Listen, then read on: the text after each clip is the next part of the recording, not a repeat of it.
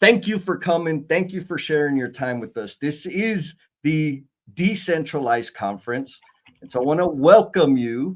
And I'd love to know where you're coming in from. So if you leave your comments, I'm going to flash them up here. Like, where are you checking in? What part of the country? What part of the state? What time zone are you in? Let us know you're there so we can show you some love. And of course, to all of the lurkers, the folks that like to watch and take in the content, but aren't really excited about chatting, I love you too. We all love you. The Decentralized Conference is an idea I had, and I just posted a little video on YouTube kind of describing where it came from. So if you want to know some more about that, check it out. And maybe I'll drop a link in the comments later. But this specific conversation, which is the entrepreneurial mindset in construction, it's an important thing that I felt like we needed to bring forth, because there's a lot of really passionate, talented professionals in the construction industry. And you may be in a situation where you're like frustrated because the organization that you're with doesn't necessarily have the resources to help you grow and thrive and flex your muscles and test your creativity. So you may be frustrated, but you got to earn a living, right? You got to pay your bills. And so this creates maybe a situation of low content, because I was in that situation. And so in my head, or rather what I've learned by getting out there and kind of starting my own business and figuring out digital products, et cetera, is that having that outlet increased my quality of life. And I wanted to assemble this group of rock stars, and they are rock stars. They were just schooling me back behind the scenes on like real game. It's going to change my business. Having these group of rock stars share their wisdom and insight is to help give you some ideas of maybe bringing your idea to life, introducing it to the world, which in effect would increase your quality of life. So that's kind of the purpose behind this decentralized conference, this live stream thing, because everybody here has significant experience, like real life experience. I'm probably the baby in the group in terms of how long I've been doing it. And so maybe it's confession time, right? Like, I assembled a group of ballers so that I could sap as much knowledge and experience from them as possible under the guise of, hey, I want to celebrate you, right? I'm really stealing the information here. So we got some comments here. Let's see who we got. Oh my goodness. We got Dan Hunter coming in from Tallahassee, Florida. What's going on, Dan? Miss Tanya coming in from Northern Virginia. How you doing? Oh man, okay, we're getting around. Carlos coming in from the DF Dub.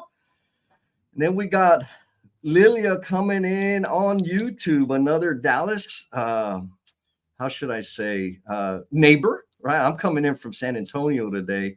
LinkedIn user from Nashville, Tennessee. You know, little heads up on that. Depending on what your security settings are, it won't let us know your name on this back end of StreamYard, but like on the app, everybody can see your name. I just can't see it right now, but I love you. I love you a lot for coming in.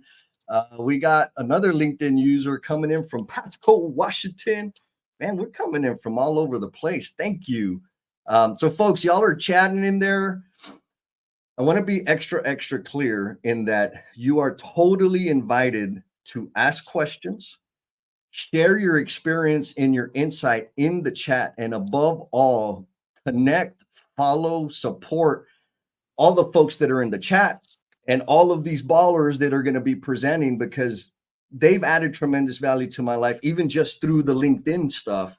But once you get connected, you can really we can all support each other and help each other grow, share lessons learned, etc. Man, we got a whole bunch of people. So I want to also run like another little test here, because we've been having some funkiness on previous live streams, specifically on LinkedIn. So sometimes if you're commenting from if you're watching this on your phone and you're commenting on your phone, sometimes your comment won't come up during the live. It'll come up after the fact. And if you're commenting from your desktop or your laptop, same thing. It has some weirdness. So if you would help me do this little research, and let us know, are you coming in from your phone or from your computer? This way I can kind of do a better job. And if your comments aren't making it up, I can't flash them up here, and I definitely won't be able to flash everybody's comments.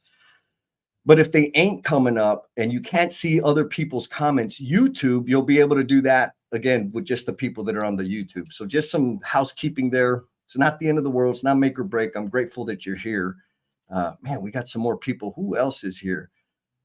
LR Whedon. Oh, that's who it is. LinkedIn user is LR Whedon. We got hey coming in from rainy San Diego. Is that you, Lance, commenting in San Diego? Got Wonder coming in from Georgia. Oh my goodness. Jeff McCurdy. Y'all know any of these people? Man, there's a lot of people. Jeff coming in from his PC. Awesome. Thank you for that, Jeff. Mr. Ziad coming in from the phone. Okay, that's a good sign. That's awesome. Another computer. Jenna coming in from the computer. Tanya's computer. Mr. Robert White. Oh my goodness. Thank you so much. I know this isn't like super riveting content, but this makes me feel really comfortable knowing that it's like coming all the way through. Y'all know Jennifer Lacey? I think I owe her money. How did she get in? They just let anybody in here, man. Oh my goodness. All right, so we got a bunch of people here. Thank you all. Okay, so I kind of promised, or maybe let me give y'all, so like folks out there in the Omniverse, the layout of the conversation. So I'm going to keep jabbing my jaws here for probably another 23 minutes. At 3:30 or half an hour, half past the hour, whichever time zone you're in, we're going to be handing the mic over to Mr. Chris. Chris is going to enlighten us with all of his wisdom. And about 10 minutes before the top of the hour, we're going to be transitioning and introducing Maida. And there's going to be some handoffs as we go through to, liven up the thing and share some knowledge. So when you have a question, throw it in the chat super fast so that we can see, so we know, and we can address it as quickly as possible and hopefully trip some people up. And so for you guys, if y'all have any questions for me, throw them in there, please. And then we have another rock star. Look at that, Miss Stephanie is here. What's up, Steph? I'm here. Yeah, we're going. We got tons of comments, folks. Keep them coming. Robert White says, who's that young boy with the facial hair? He probably just bounced off a little bit. We got Mr. Andrew coming in, says, let's go, Andrew Frowney. Miss Megan, super awesome. I've just connected with her recently and tons of energy coming in from North Carolina. And then we got Keith coming in from Cleveland using the laptop. Thank you very much. Matt coming in from Silicon. All right, so we already know, like, if we got any problems, we got to hit Map up so he can fix us. He's coming in from the Silicon Valley. And then we got Mr. Rodney. If y'all don't know Rodney, you need to connect with Rodney, man. That dude's a riot, coming in from Dallas, Texas. What's up, big dog? All right. So my conversation is going to be, in terms of the entrepreneurial mindset in construction, right? Because that's the theme of today's conversation. My primary focus is going to be around community. And so I kind of cheated, right? I took the easy way out because I recruited a bunch of people, begged them. I don't know if I threatened everybody, but I know I begged a little bit to kind of be up here with me. And they are a part of my community. And I'll tell you, like, straight up, when I had the idea of starting my own business, well, let's go back. We'll say 5 years ago, before I even really considered starting my own business, it just seemed like this overwhelming, daunting impossibility of a guy like me from the south side of San Antonio with the criminal record that I have and the lack of credentials and all the stuff, that it would be impossible for me to start a business. But I was curious. I was interested in serving people in a degree or in a manner that brought me tremendous fulfillment. And that was going to require me to leave the corporate world, to leave the jobs that I had, because They have different objectives, they have different plans, and all of a sudden my plans and objectives were not in alignment with that. So I had to figure it out. So what did I start doing? Actually, Stephanie, I think Stephanie, you and I met on Clubhouse. Yeah, we did. Yep. Right, way back in the day. And so I started connecting with people that were in that space already. I'm like, oh, okay. It humanized the whole situation. And so then it's like, okay, these people are awesome. They're doing it. I wonder if they could share some of their insight. And guess what? They did, right? And so they started breathing life into my dreams or this crazy notion I had of starting my own business. And so that was kind of default, right? Like I'm a social guy. I was on the social media stuff. I had plenty of time because it was during the pandemic. So there was a lot less, I was less travel, all the stuff. And so I had a lot of time and bandwidth to learn new things, meet new people, but it was just kind of frivolous effort at first until I got focused. Like, okay, I need to get more friends or get more acquaintances, whichever way you want to frame it, that are doing the things I aspire to do. So I started maybe targeting specific people that had their own businesses, and not like $1 billion businesses, because that's way down the road. Just like, how the hell do you do it? Like, I don't even know where to start. So I was looking for people that were like a page or two ahead of me, that also demonstrated the behaviors that I aspire to. Right? Because there's a lot of people, y'all can go on YouTube, TikTok, there's all kinds of gurus out there. And I don't jive with all of their messaging. So I'm looking specifically for people that have a message that resonates with me. And then I just started spending more time with them. And that ended up becoming a community, right? Like I did not plan 5 years ago, I wasn't planning on writing one book or 2 books or starting live streams or doing any of the stuff that I'm doing today. But because of my community, I was able to see what was possible. And I was also able to draft on their belief in me that I could actually deliver value and serve people in meaningful ways.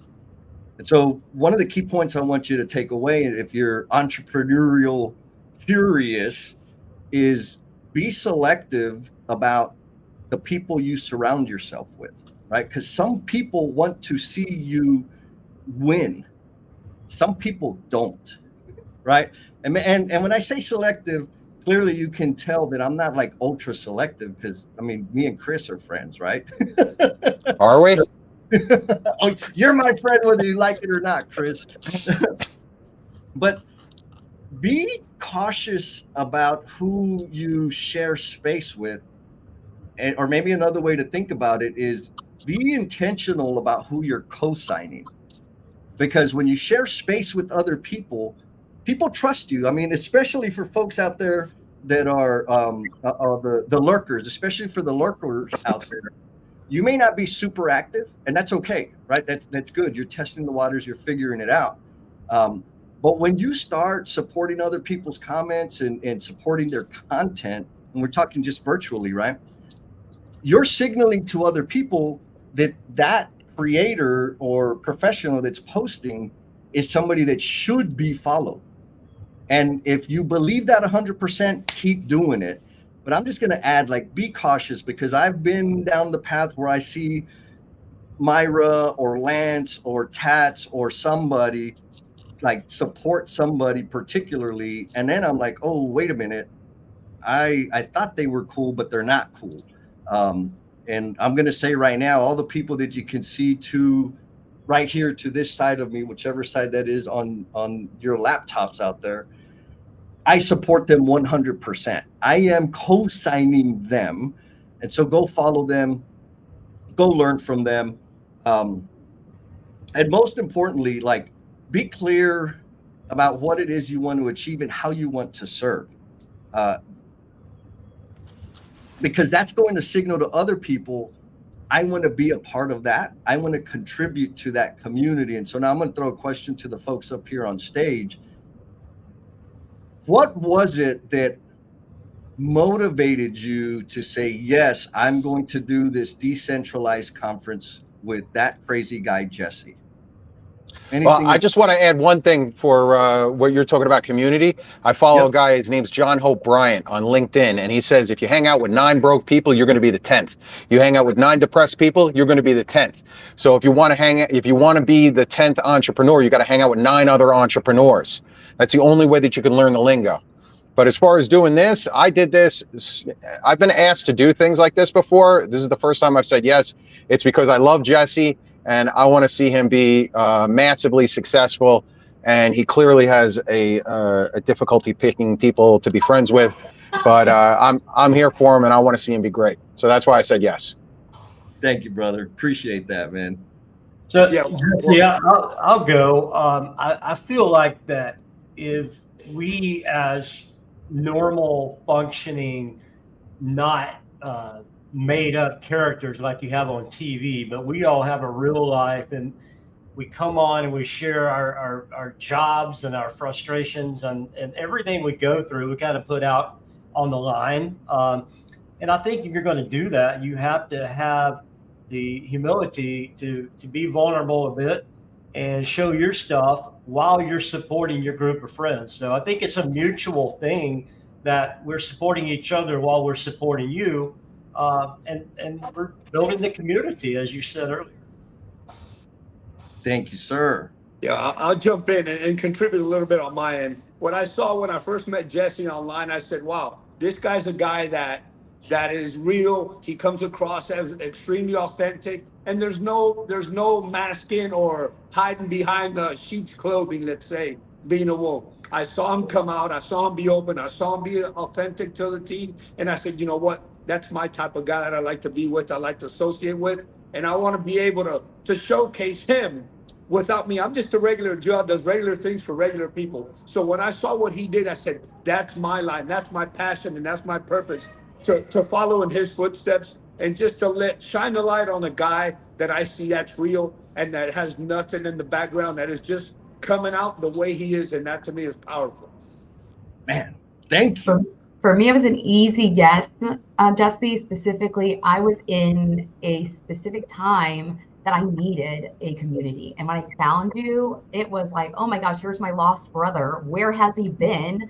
And then we connected, and we actually really have the exact same vision when it comes to leaving a legacy behind, something that will outlive us. And we both share the exact same desire at the end of the day, which is to leave construction a better place. And I just, once you said that, you finished basically my sentence, I said, he's my kind of guy. So I will say yes to anything that you ask for. Thank you. Oh. All I can say is I would first, second, third, fourth, fifth, everything everybody said. You are just a true guy, and you put it out there. You've been honest from the get-go. You and I had a number of one-on-ones before either of us were starting to do any of this, and what you say behind the door is what you say when the door is open. And I personally, it's rare. It's even rare among our groups, right? It's rare. Yeah. It's consistency in being the true person you are. It just is. Thank you, Stephanie. So there's evidence, recorded evidence that I just planned this whole thing so that I could get compliments. Damn It's it. starting to feel like your funeral. I'll drive the caddy, Jess. I love it. No, I thank you. I'm super grateful that y'all would share such intimate, awesome feedback or your observations about the community thing. But it's exactly that, right? Like, so I want to put it out there, folks. A lot of folks, when I first started like doing the social media posting, etc., I had a concern about how I should show up, because what if, right? The what if they don't like me? What if it's not professional enough? Blah, all the stuff.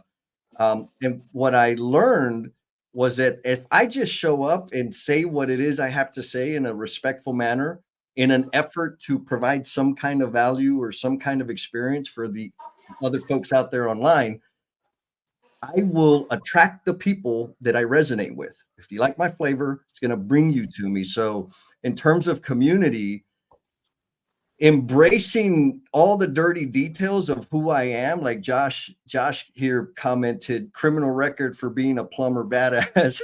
Thank you, Josh. Like embracing all the dirty details of my life has enabled me to be a part of, contribute to, maybe even build a super amazing community. And so that's a recommendation I want to leave for people out there in terms of, if you're not sure, the best way to go is share the dirty details, because it's going to attract your people, and it's going to repel the people that don't need to be spending time with you. Like it can be that easy. Now, it is uncomfortable. Miss Stephanie has pointed out very many times about my, we'll say, natural ability to just jump and do things and not worry so much. I mean, I am always a little worried, but my purpose is to serve. And I can't serve people that I can't connect with. And if I ain't showing up the way I need to show up, I cannot serve. So it just creates all these problems. So recommendation is, be who you be, and you'll attract the community that you need. Go ahead. No, that's it. So I'm gonna go to the comments because I only got 9 minutes here. We got Miss Tiffany Harris coming in from San Marcos, right up 35 from me. Putting some shout outs out there. She's got a deal coming up on February 28th in Buda, which is right down the road. So if you're in the area, hit up Tiffany. There's some cool stuff going on. Thank you, sister, for sharing that. Ms. Jenna says, amen. Surround yourself with good people and you'll be one as well. 10-4 on that. I'm running on all kinds. I'm running on everybody's street cred right now.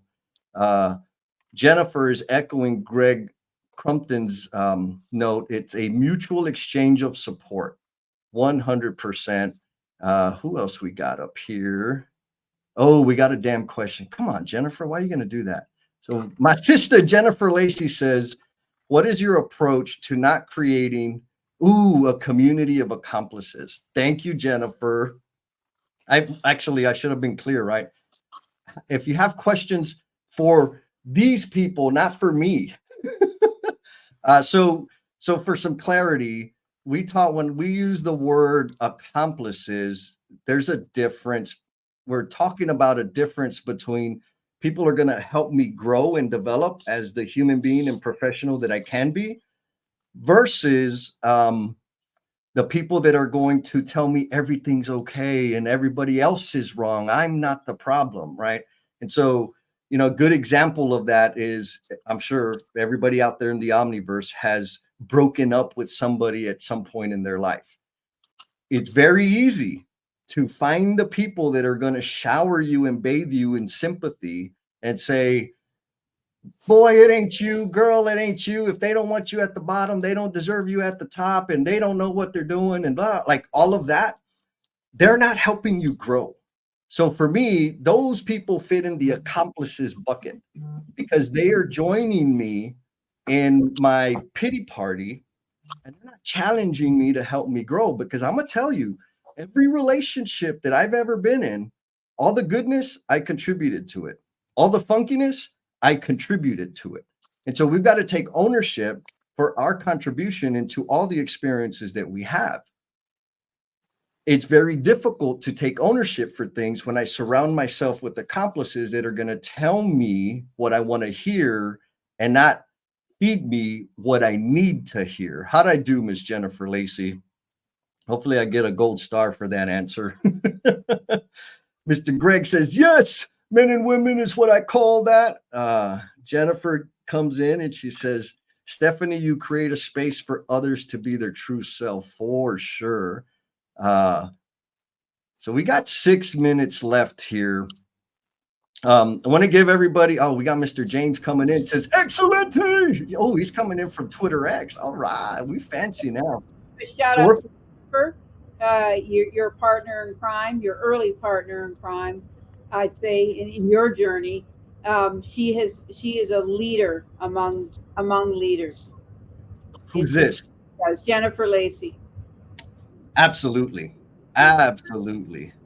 She's kind of my accomplice. I just don't admit that out loud. And when I say accomplice, when I've got crazy, wild ideas like the Lean in Love and No BS with Jen and Jess, she was ready. She said, okay, like begrudgingly, she did it, and it's become amazing. So I would say that's a accomplice in the best sense, right? Helping me grow, we grow together, and it creates this thing that I think we're experiencing right now of reciprocal propulsion, right? As I grow, you grow. As you breathe, speak into my life, I'm going to have better understanding. I'll be able to better serve you, and that momentum continues going forward. And the key word is forward, right? We're not talking about speed forward. We're just talking about progress and movement forward. And so we get to see that all the time, as well as if I'm confident that if I'm not showing up true to form, y'all would let me know. Somebody would check on me and say, hey, bro, like, what's up? What's going on with you? You're a little off center. What's going on right there? And that's exactly what I need in my community. I need people that have the courage to let me know that I got a booger on my face.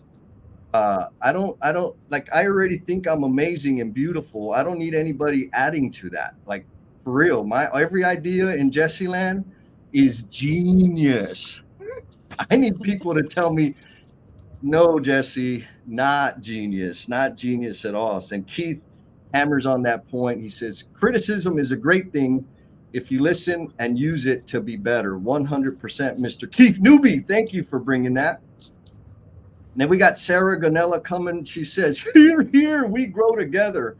All right, I'm fixing to hand it over. Chris, you're going to be up here in 3 minutes. I want to give everybody just kind of a lay of the land. We're going to be rotating main speakers every 30 minutes. And so at the top of the hour and at the half hour, we'll be transitioning into the next speaker.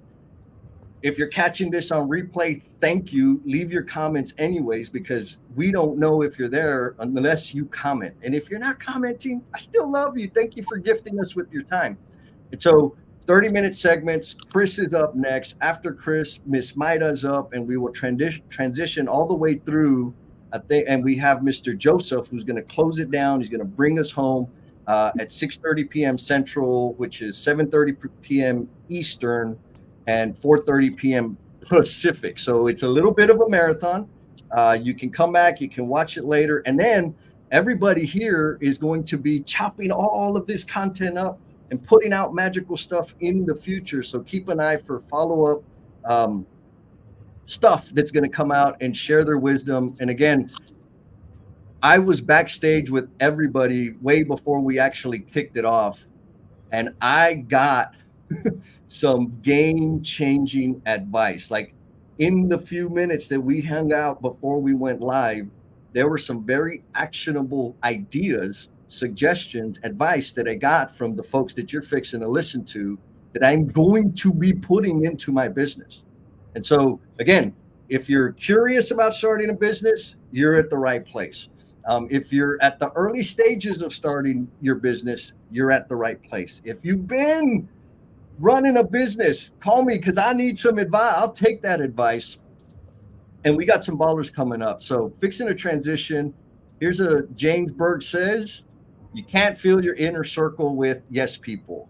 Bobbleheads are dangerous. If I'm surrounded by bobbleheads, I am going to lead us off of a cliff. Everybody knows that, because look, Jennifer and Chris, you're telling me this all the time. I need people to tell me to take a breath, pause, like, be cool, chill out, just do the one thing. So with that, I am going to hand the stage over to my buddy, Mr. Chris Gutkus with Island Elevator. He's going to rock our world. Chris, take it away, my brother. Thank you very much. Thank you very much for the invitation. Really appreciate being a part of the team that you got here. Now, for everybody else, this is not fuck around time. If you're some donkey that clicked on the link looking for a chat room, you are in the wrong place, and I would invite you to leave now. This program is not for you, okay? This conversation is for serious people. This is for those humble, focused, and determined to make an impact. Those who have seen it done and believe it can be done better. Very soon, you're going to have accomplished people speaking to you about product, idea testing, sales, marketing, leadership, exit strategy. That's a big one. Okay. There's no point in starting a business if you don't know how it's going to end. These are not some pencil neck consultants, right? Without any real world experience. These are people that are doing it right now. They are here specifically to give you insight gained through their experience. The purpose of my time today is to give you the field technician. Now, it's not isolated to the field technician. You might be a supervisor. You might be a fucking janitor. You could be anybody, right? The idea is that you are currently in a position that you are not super happy with. You feel like you could be doing things better, and your marketable skills are undervalued in your current employment situation. So I want to be able to give you a conceptual understanding. I can't give you the entire roadmap, so take it easy, all right? Of what the leap will look like, the mindset you will need in order to make it happen, and a few resources to explore prior to thrusting yourself into the next chapter of your career. I want to help you to prepare for what's going to happen next. But none of this happens without you. You have to take action. You are the key to making your career move successful. You. My name is Chris Gutkus. I am a fourth-generation elevator technician that came up through the field and eventually became president of Island Elevator when my father passed away suddenly. I spent my entire career pushing my technical skill set up one level at a time. But when it came time for me to start calling the shots, I was crazy unprepared. It's almost embarrassing when I look back at it. So maybe you're a mechanic at your trade, at your job, at your responsibilities. Maybe you're not. Technical skills don't really matter anymore. I wasn't able to get out of my own way until I took a look in the mirror and realized that this new position requires a new set of skills, a set of skills that at the time I did not currently possess, right? You're somewhere, you want to go somewhere else. Doesn't necessarily mean that all the skills you spend time acquiring are going to transition with you. Some of the skills I didn't possess included leadership, financial literacy, articulating a vision, building a culture, recruiting, team building, organizing and deploying a team under a common goal, process development, sales, and marketing. So now I want to try to give you what I have laid out as 6 steps in order to guide you through the mindset, transitory process of getting from where you are to where you want to be. So step 1 is self-reflection. Who am I? Not aspirationally, not on your social media accounts. I mean, who am I really? How do I affect other people? How do they react when I step in a room and I open my mouth? Where am I weak? Where do I need to help myself? If you can't admit where you're weak, you're going to have a massively difficult time turning your weaknesses into strengths. Once I put self-awareness into motion, I realized that I was a poor leader. I couldn't articulate my vision. I didn't understand the difference between sales and marketing. I was woefully inadequate at financial literacy. So self-awareness became my superpower when I began to turn my weaknesses into strengths. Step 1 is self-awareness. Step 2 is what I call sharpening the axe. Abe Lincoln said, if you give me 6 hours to chop down a tree, I will spend the first 4 hours sharpening the axe. You need to start sharpening your axe. If you think that you're just going to take a promotion, get a raise, kick up your feet and delegate, you are in for a rude awakening. And you can't expect, you have things that you need to learn, and you can't expect to do it on company time. You have to put yourself You have to put yourself through your own version of night school, right? If you wanted to become a lawyer or a doctor or a nurse or something else, you would go to work during the day, and then you would go out, associate yourself with a program, educate, and then level up your skills. It's the same exact thing that we're talking about doing right now. So you've got to put yourself through your own version of night school. You got to watch the leadership videos. You got to read a few books. You got to get familiarized with commonly used administrative programs. I see a lot of people struggling when they're coming out of the field, and they have zero comfort when it comes to touching Adobe Acrobat, when it comes to creating an email, when it comes to using some of the administrative functions that are necessary on the admin side of the business, especially if you're looking to move to the admin side of the business. Because when you go into entrepreneurship, you don't get to do the shit that you love to do all the time, right? You've got to find, in order to push the entire business, you're responsible for the health of the business. So you have to be able to find a way, put yourself in a position to keep the business moving forward successfully. I went to school at YouTube University. I got a master's degree on how to fail forward. I just heard a statement recently where it says that if you are afraid of trying something new, if you are afraid of failure, then you are afraid of success, because that's the only way that you're going to be able to get anything done. So you can't accept no from yourself, right? When it's time to put yourself through that night school, you can't accept no. You can't be negotiating with yourself. You have to set your agenda, and you have to get after it. The more you prepare, the easier the transition is going to be. Sharpen your axe. Step 3 is that you need to own your new position. All right. So right now we're talking about working on you, and we're talking about transitioning. Step 2 is transitioning into a mindset where you know that you're going to have to learn new things. Step 3 is owning your position. So I wasn't able to act like president of the company until I owned it at first. I have to say I am in charge. I have to say no one has my back.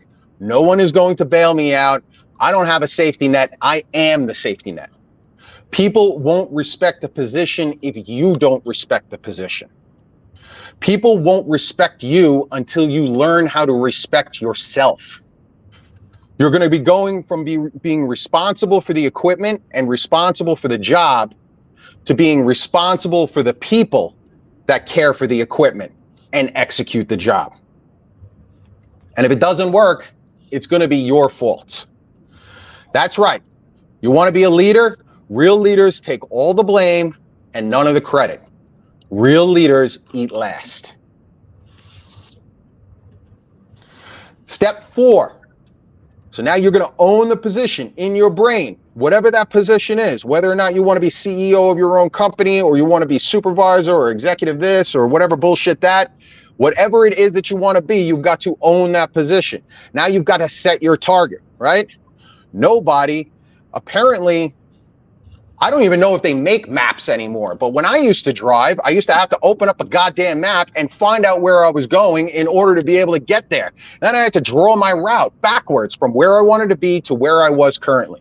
So I needed to know where I was and where I wanted to go. All right, you lazy fuckers, all with your Google Maps and your bullshit, right? This is how you're supposed to do it. So when I'm giving you this, if you learn how to read a map, you'd already know what I'm about to tell you. You've got to pick your target, set your target, okay? So we got to know ourselves, we got to sharpen our axe, we got to own the position in our brain, but now we got to set our target. You've got to get the hell out of your way and set your target, okay? So the reminder is that your new role has nothing to do with what you were yesterday, and it has nothing to do with what you are today. It's all about what you want to be tomorrow. Right? So set your goal. It's happening in the future. 3 things. If you want to run this exercise, you need to be able to say what the position is. You need to say it out loud. You need to say who is an ideal representation or an ideal version of that position. And then who is the antithesis of the ideal person for that position. So you get out a piece of paper and you write, I want to be blank, just like blank, but never like blank. You have to define your new role out loud and on paper if you want to have an opportunity to be successful, if you want to have an opportunity to get there. You have to set your target. So in my case, I want to be president of Island Elevator, just like Bobby Schaefer of D&D Elevator, but never like those idiots that run the elevator company down the street, right? But I know what it looks like when it's done right, and I have an idea what it looks like when it's done right, and I know what it looks like when it's done wrong. So now I want to write down 3 qualities and attributes that I believe the position requires. So you've defined it, you're setting your target. Now, what else goes into being in that position? So for me, I want to run a company that people want to work for. I want a company that customers want to work with. And I want a company that other elevator companies want to be like, right? So if you don't say it out loud, then nothing that you're going to be able to, it's going to be harder to accomplish your goals because you will get lost in the weeds eventually. And then my 3 qualities that I wanted to be as far as president of Island Elevator is I want to be an exceptional communicator. I still want to be. I want to be an exceptional leader. And I want to be a competent financial manager of the company. So it's all about being able to say out loud what it is that I am, what it is that I'm not, what it is that I want to be. And then all of your language, once you're able to say these things out loud, all of your language will fall in line with these goals. All of the content, all of the information that you consume will fall in line with these goals. The people that you choose to surround yourself will fall in line with these goals. But you have to start with what the goal is, okay? But Chris, and I'm talking to myself in the third person, there's no other Chris on the dais. I don't know what it looks like when it's done right.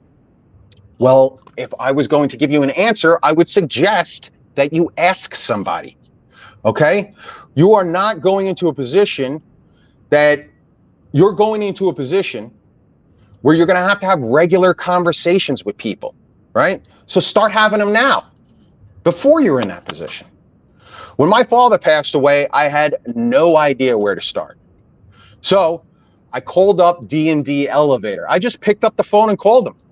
And I spoke to their vice president of operations at the time. It was Mike Bernardi. And I had spoken to him a couple of times on the phone before. And I asked him if I could come to his office and meet with him. That's it. It was a cold call where it got picked up. And this gentleman said yes. But you have to reach out. And don't be afraid. Because real will recognize real. And if you're the real deal, if you're not a poser, if you really want to make this move, and you're hungry, and you're respectful, and you're driven, and you're humble, then people will absolutely help you out. If you're a poser, then nobody is going to help you. So you need to be able to stay in line with who you really are. Now that you have the position and what it looks like when it's done right, now that you have the position and what it looks like when it's done right, we also want to know what it looks like when it's done wrong. Right? I had a sergeant in the Army who taught me you can learn just as much from a bad leader as you can from a good leader. So when I say out loud that I do not want to be president of a company that lies to their customers, that treats their people like shit, that delivers less than 100% effort. And then my negative attributes are, I don't want to be short-tempered. I don't want to be narrow-minded. I don't want to be selfish, and I don't want to be lazy. It's hard because although I have these goals that are set out in front of me and I've got these attributes, it doesn't mean that I've accomplished them just because I'm in the position. It means that I'm continuing to strive to improve those in order for me to be able to justify to myself that I belong in this position. Okay? This is about me competing against me. I don't give a shit what you have to say about me. just as long as you spell my name right. So, boom, your target is set, okay? So, number one, just to recap, number one, we want to be able to practice self-reflection. 2 is sharpen the axe. 3 is own the position. 4 is set your target. There's definitely some handwritten work in there as far as setting the target. And it's good if you write it down because you can reference back to it. And this stuff is not the 10 commandments. You can go back and you can delete something. You can put something else in there, but don't put 100 things in there. Don't put 100 attributes and all of this other stuff. Keep it simple, stupid. Just put everything down. Limit yourself to 3, maybe 4, but anything more than that, you're going to get lost in the weeds. Okay? So now that we've got, and I'm scrolling through my notes. So, boom, we've got our target set. Number 5 is we want to cultivate resources, right? So it was really great that Jesse kind of let us in with all of the resources that he continues to cultivate around the word community. But you need resources. You can't do this shit on your own, right? And the longer you try, the more frustrated you're going to get and the closer you're going to be to burnout. You have to understand that resources in many different shapes and forms are what's going to be able to propel you from an idea to the position to success in the position. Because just because you have the position doesn't guarantee you anything. So you've made it out of the box with this exercise, but that's just the beginning. So the next step is to build out your resources. Books, videos, podcasts. You got to take it all in. If you're committed to doing it and starting your transition out of the field, I would recommend, and I'm going to give you some resources right now, Donkey, so write this down, okay? I would recommend the following reads. They are easy reads. They are easy reads, and they are specifically written. 2 things. Number 1, so that the layperson who is trying to make this transition will be able to understand the concepts and execute them, right? So this is like 101. And the books, for the most part, are also written in the form of lesson plans where you can read chapters isolated from the other chapters. So number 1, especially if you're coming out of the field, highly recommend The E-Myth by Michael Gerber. Number 2, Rich Dad, Poor Dad by Robert Kiyosaki. Yes, I think I've fought my way through that one. Number 3, Never Split the Difference by Chris Voss. And number 4 is This Is Marketing by Seth Godin. Oh, yeah. Almost all of these books are audiobooks. So you can be listening to them while you're doing something. You could be listening to them while you're driving from one job to the next or commuting back and forth. All right. Instead of zoning out and listening to some bullshit, put something on that's actually going to kind of nurture your desires, your ambitions. Right. We're talking about sharpening the axe here. So definitely Rich Dad, Poor Dad, give you some more financial, like the conceptual stuff. And Rich Dad, Poor Dad and This Is Marketing are both on YouTube, the entire audio book, and it's for free. So you don't even have to pay for it. It's getting so easy for you to be able to increase your knowledge base that the only person that's standing in the way is you. Finally, step 6, and this is the last one we're going to talk about today. You built a map for your career. You bought the books on Amazon or listened to them on whatever your favorite audio device is or app. The hard part that differentiates the people that are on this dais, the 1% or 2% of people that actually start businesses and are successful after 6 months or more. Right? You want to talk about unicorn companies? I went to Goldman Sachs, 10,000 small businesses. If you take a business and it lasts longer than 6 months, and then it lasts longer than 5 years, and then you hire 3 people, that's a fucking unicorn, right? Businesses don't make it that long. So if you can find a way to hire a couple of employees and stay in business. My father told me before he passed away, he said, the purpose of business is to stay in business. Everything else, you can kind of figure it out on your own. So the idea is to make sure that there's more cash coming in than there is going out. And then you will be able to buy yourself time to make some mistakes. But not every company needs to be Facebook, and you running something that is profitable and consistent and reliable over the course of 2 to 4 years is an amazing, amazing success story. So try to make sure that you're not looking at something that it's not even a realistic, place to shoot towards. Okay. So the difference between the people that start businesses and keep these businesses in business and other people, right, is the fact that we are doing it.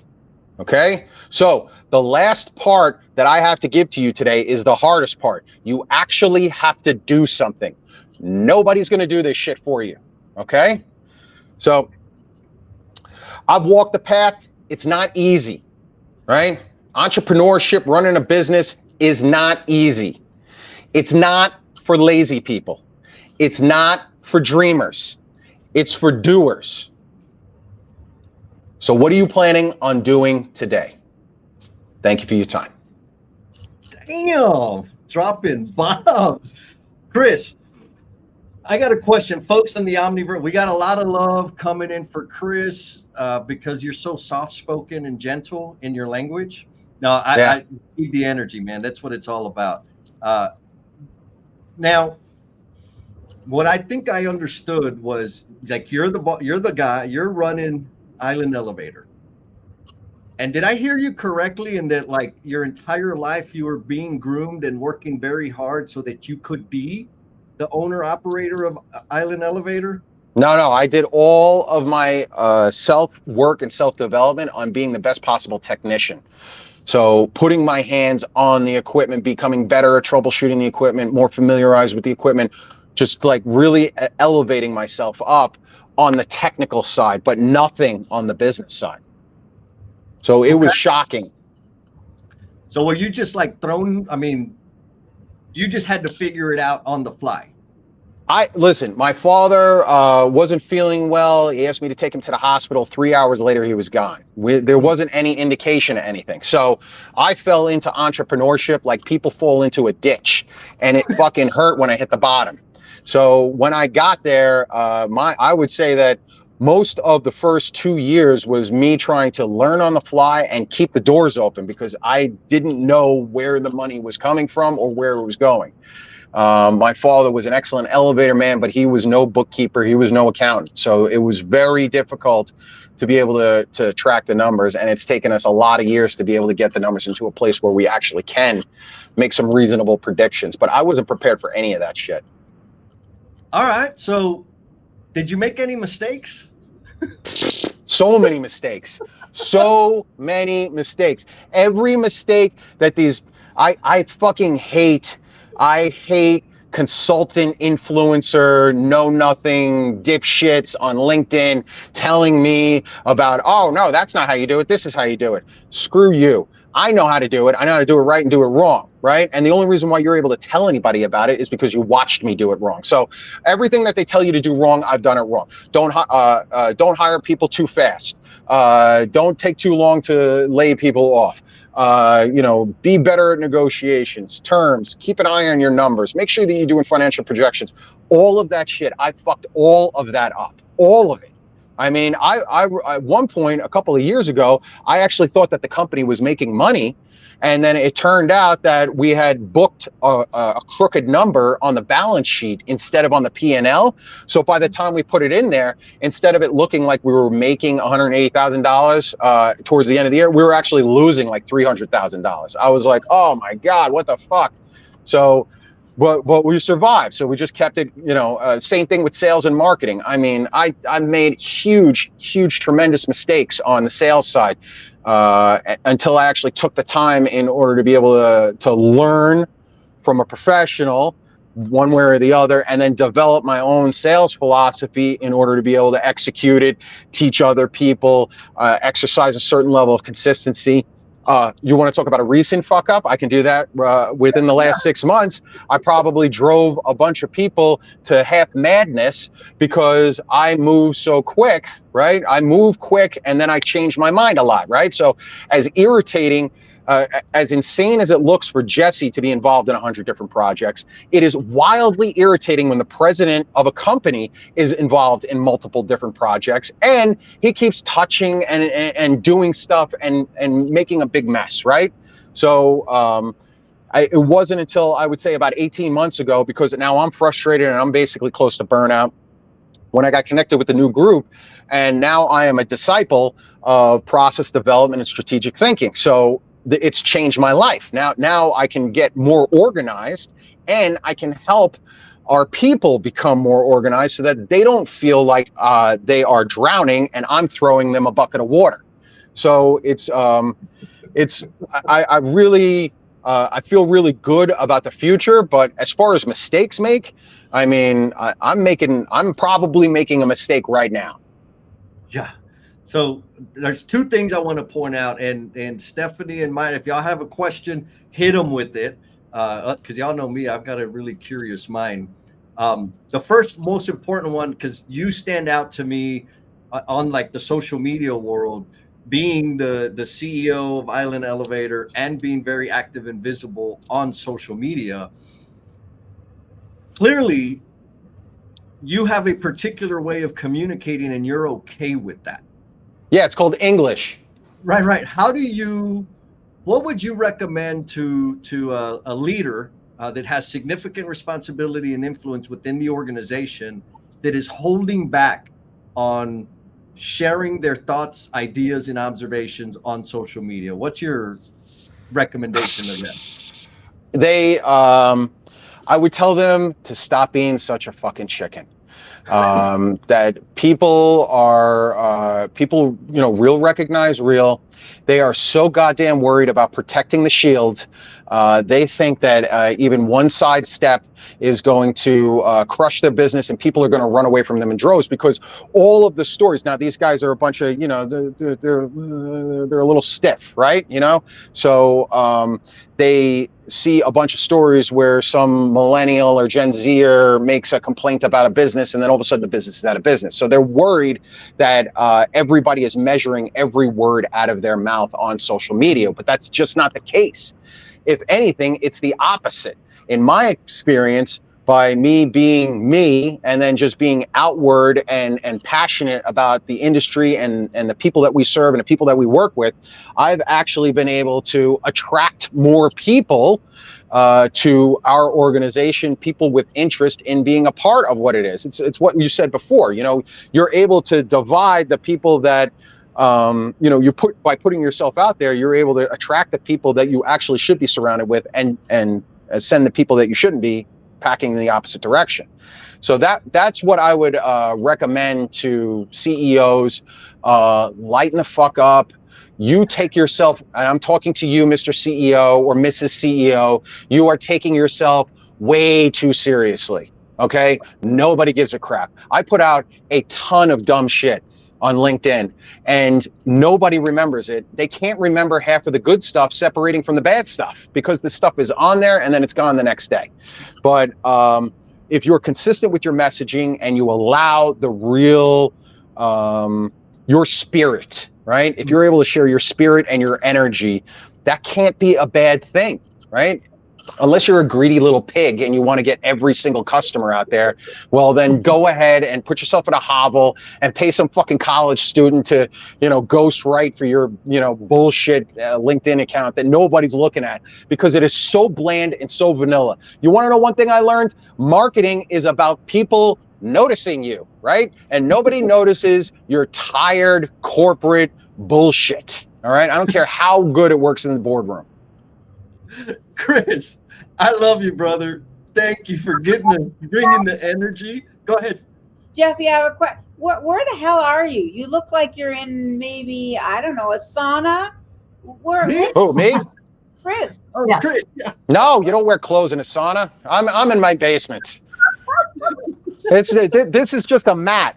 Social media is bullshit, people. Right? This is just a piece of paper that I bought on Amazon for $40 to make it look like wood in the background because I'm too lazy to paint my own walls. So that's why you're looking at that. Looks bad. Great. Yeah. $40 on Amazon. Just get a background. Well, Cool. not just your wallpaper. Yes. Awesome. Chris, thank you. And with that, we're going to get going with Miss Maida.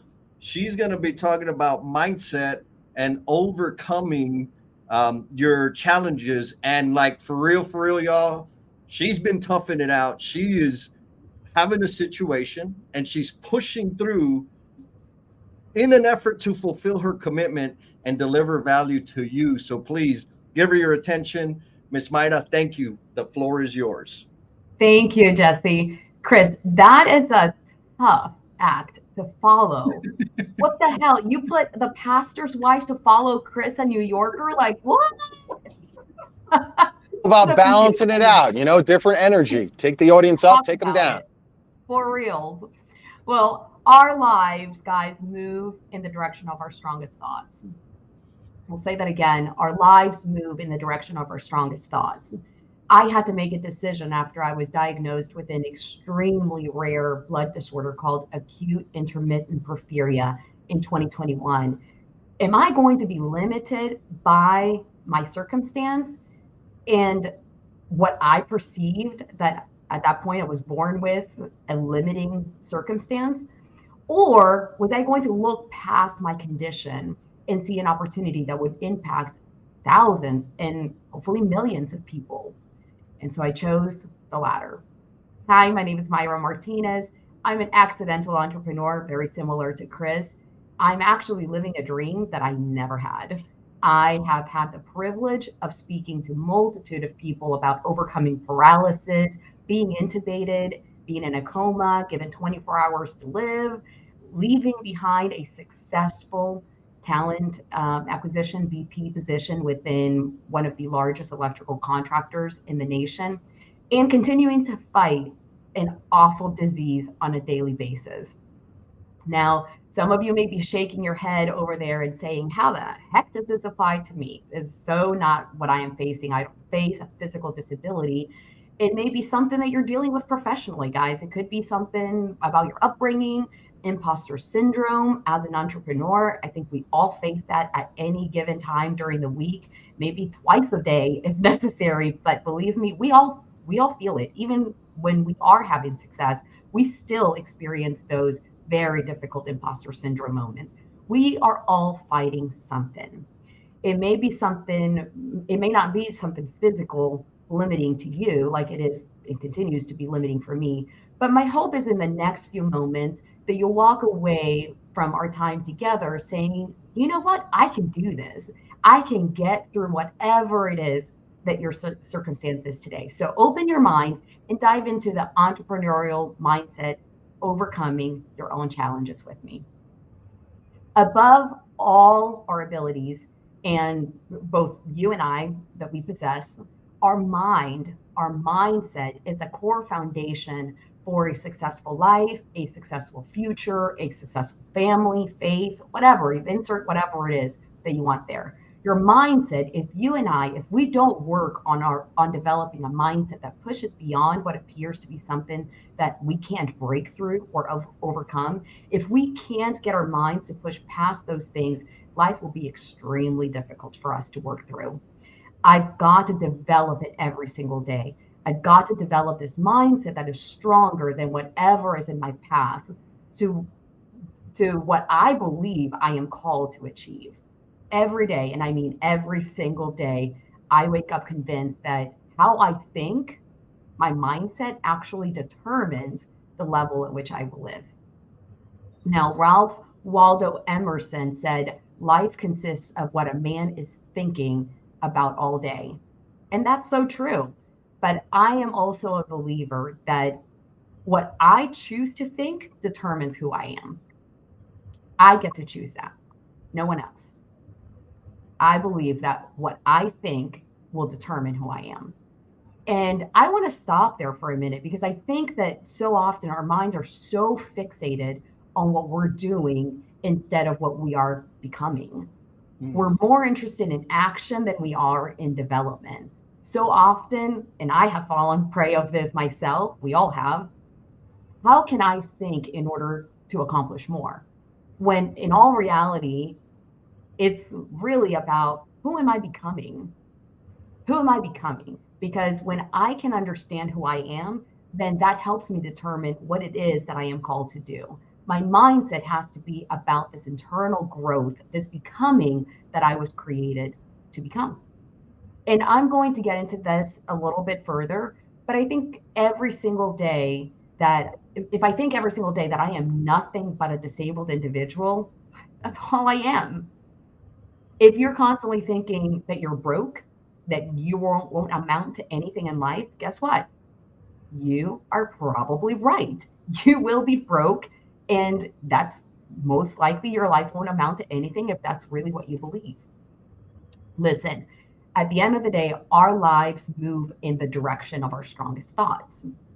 I am big on legacy. Those that are close enough to me, they know that legacy to me is investing my life in those things that will eventually outlive me. That's my definition for legacy. In fact, I've told my kids since they were knee high to a grasshopper that they have got to invest their lives in something that will eventually outlive them as well. And as a result of that attitude, what I have found is that my thoughts shape my destiny. And my destiny will determine the legacy that I believe I am called to leave behind long after I'm gone, 400 years after I'm gone. Not because it makes me a better person, better than I am, but I want people talking about, for example, the electrical community. My vision is to leave behind a platform that brings electrical professionals from all walks of life into one place where it ultimately impacts our society and culture and families and marriages and young people and employees, executives, you name it, that they're all still bringing up principles and opportunities that were built within that platform by my team. As a Man Thinketh is an old book by James Allen that I absolutely love. In it, he says this, and I find it incredibly powerful and profound. You are today where your thoughts have brought you. You will be tomorrow where your thoughts take you. Where are your thoughts? What are you thinking about right now? What is limiting you? Where have those thoughts brought you? Because we are all a collection of our past experiences. Where have those thoughts about your failures, your faults, your inconsistencies, the things that you have wrestled with, where are those thoughts? Where have they brought you, and where are they taking you today? Stop and think about that right now for a second. Where are those thoughts taking you? As I mentioned, I could have just sat around and, I could have said, you know what, I'm now disabled.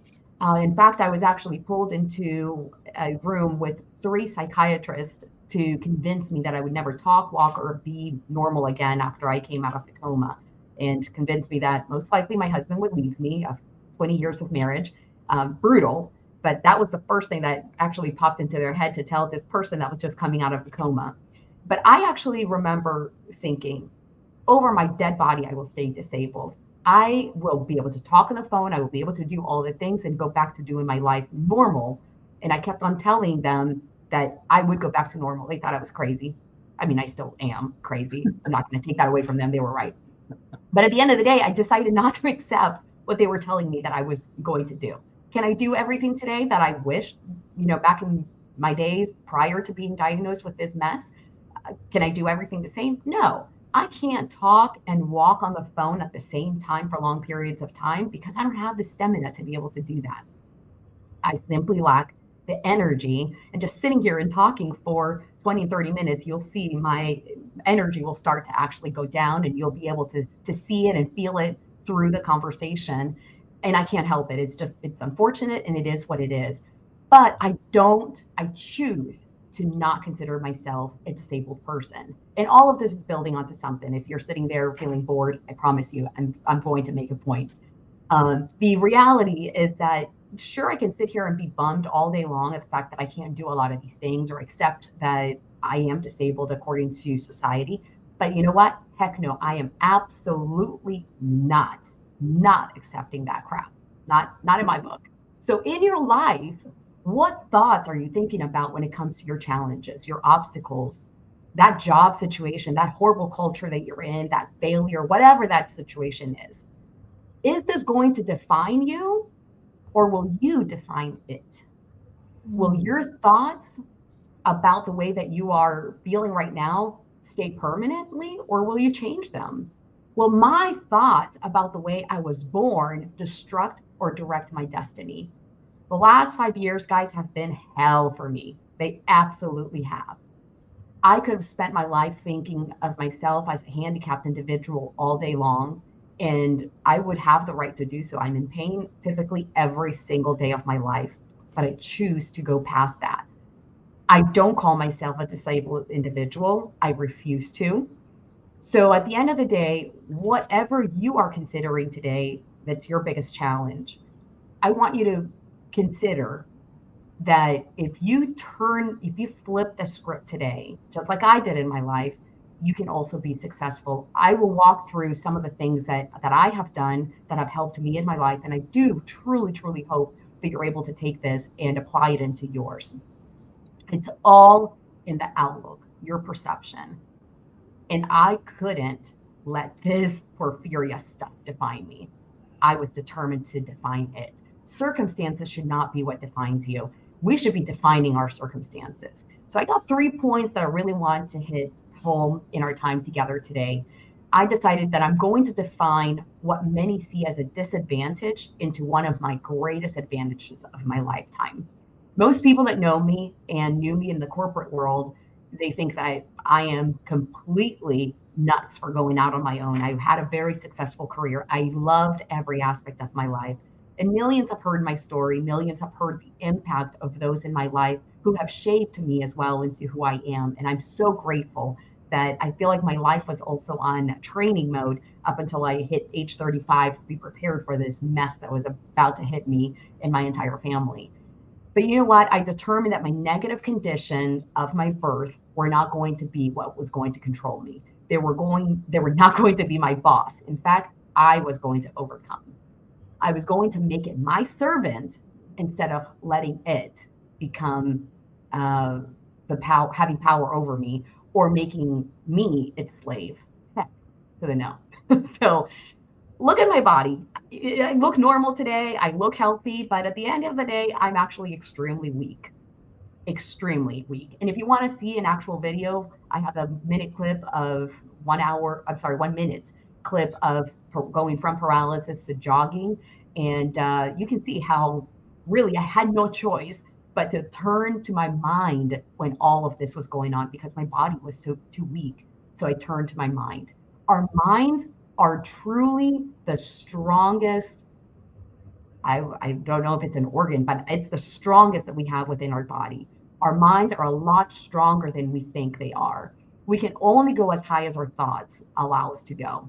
Slavery to destructive thoughts, that's not in your resume. You need to kick that out of your resume because it doesn't belong there. You've got to let that out of your mind.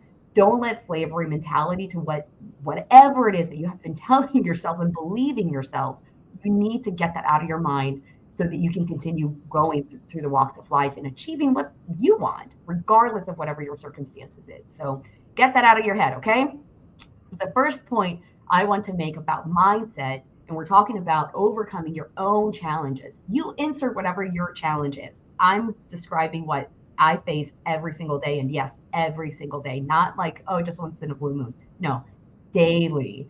But I have found that as we're talking about overcoming your own challenges and developing an overcoming mindset, is that your thinking, your thoughts, you have to not allow yourself to be dictated by your feelings. You cannot let yourself be dictated by your feelings. Feelings are fickle. They'll change with the weather. I have a thing that I call my frustration focus. I don't know if anyone else in the world calls it that, but that's what I call it. So my executive coach calls it as well. Now, it sounds like it's negative, but it's not. Hear me out.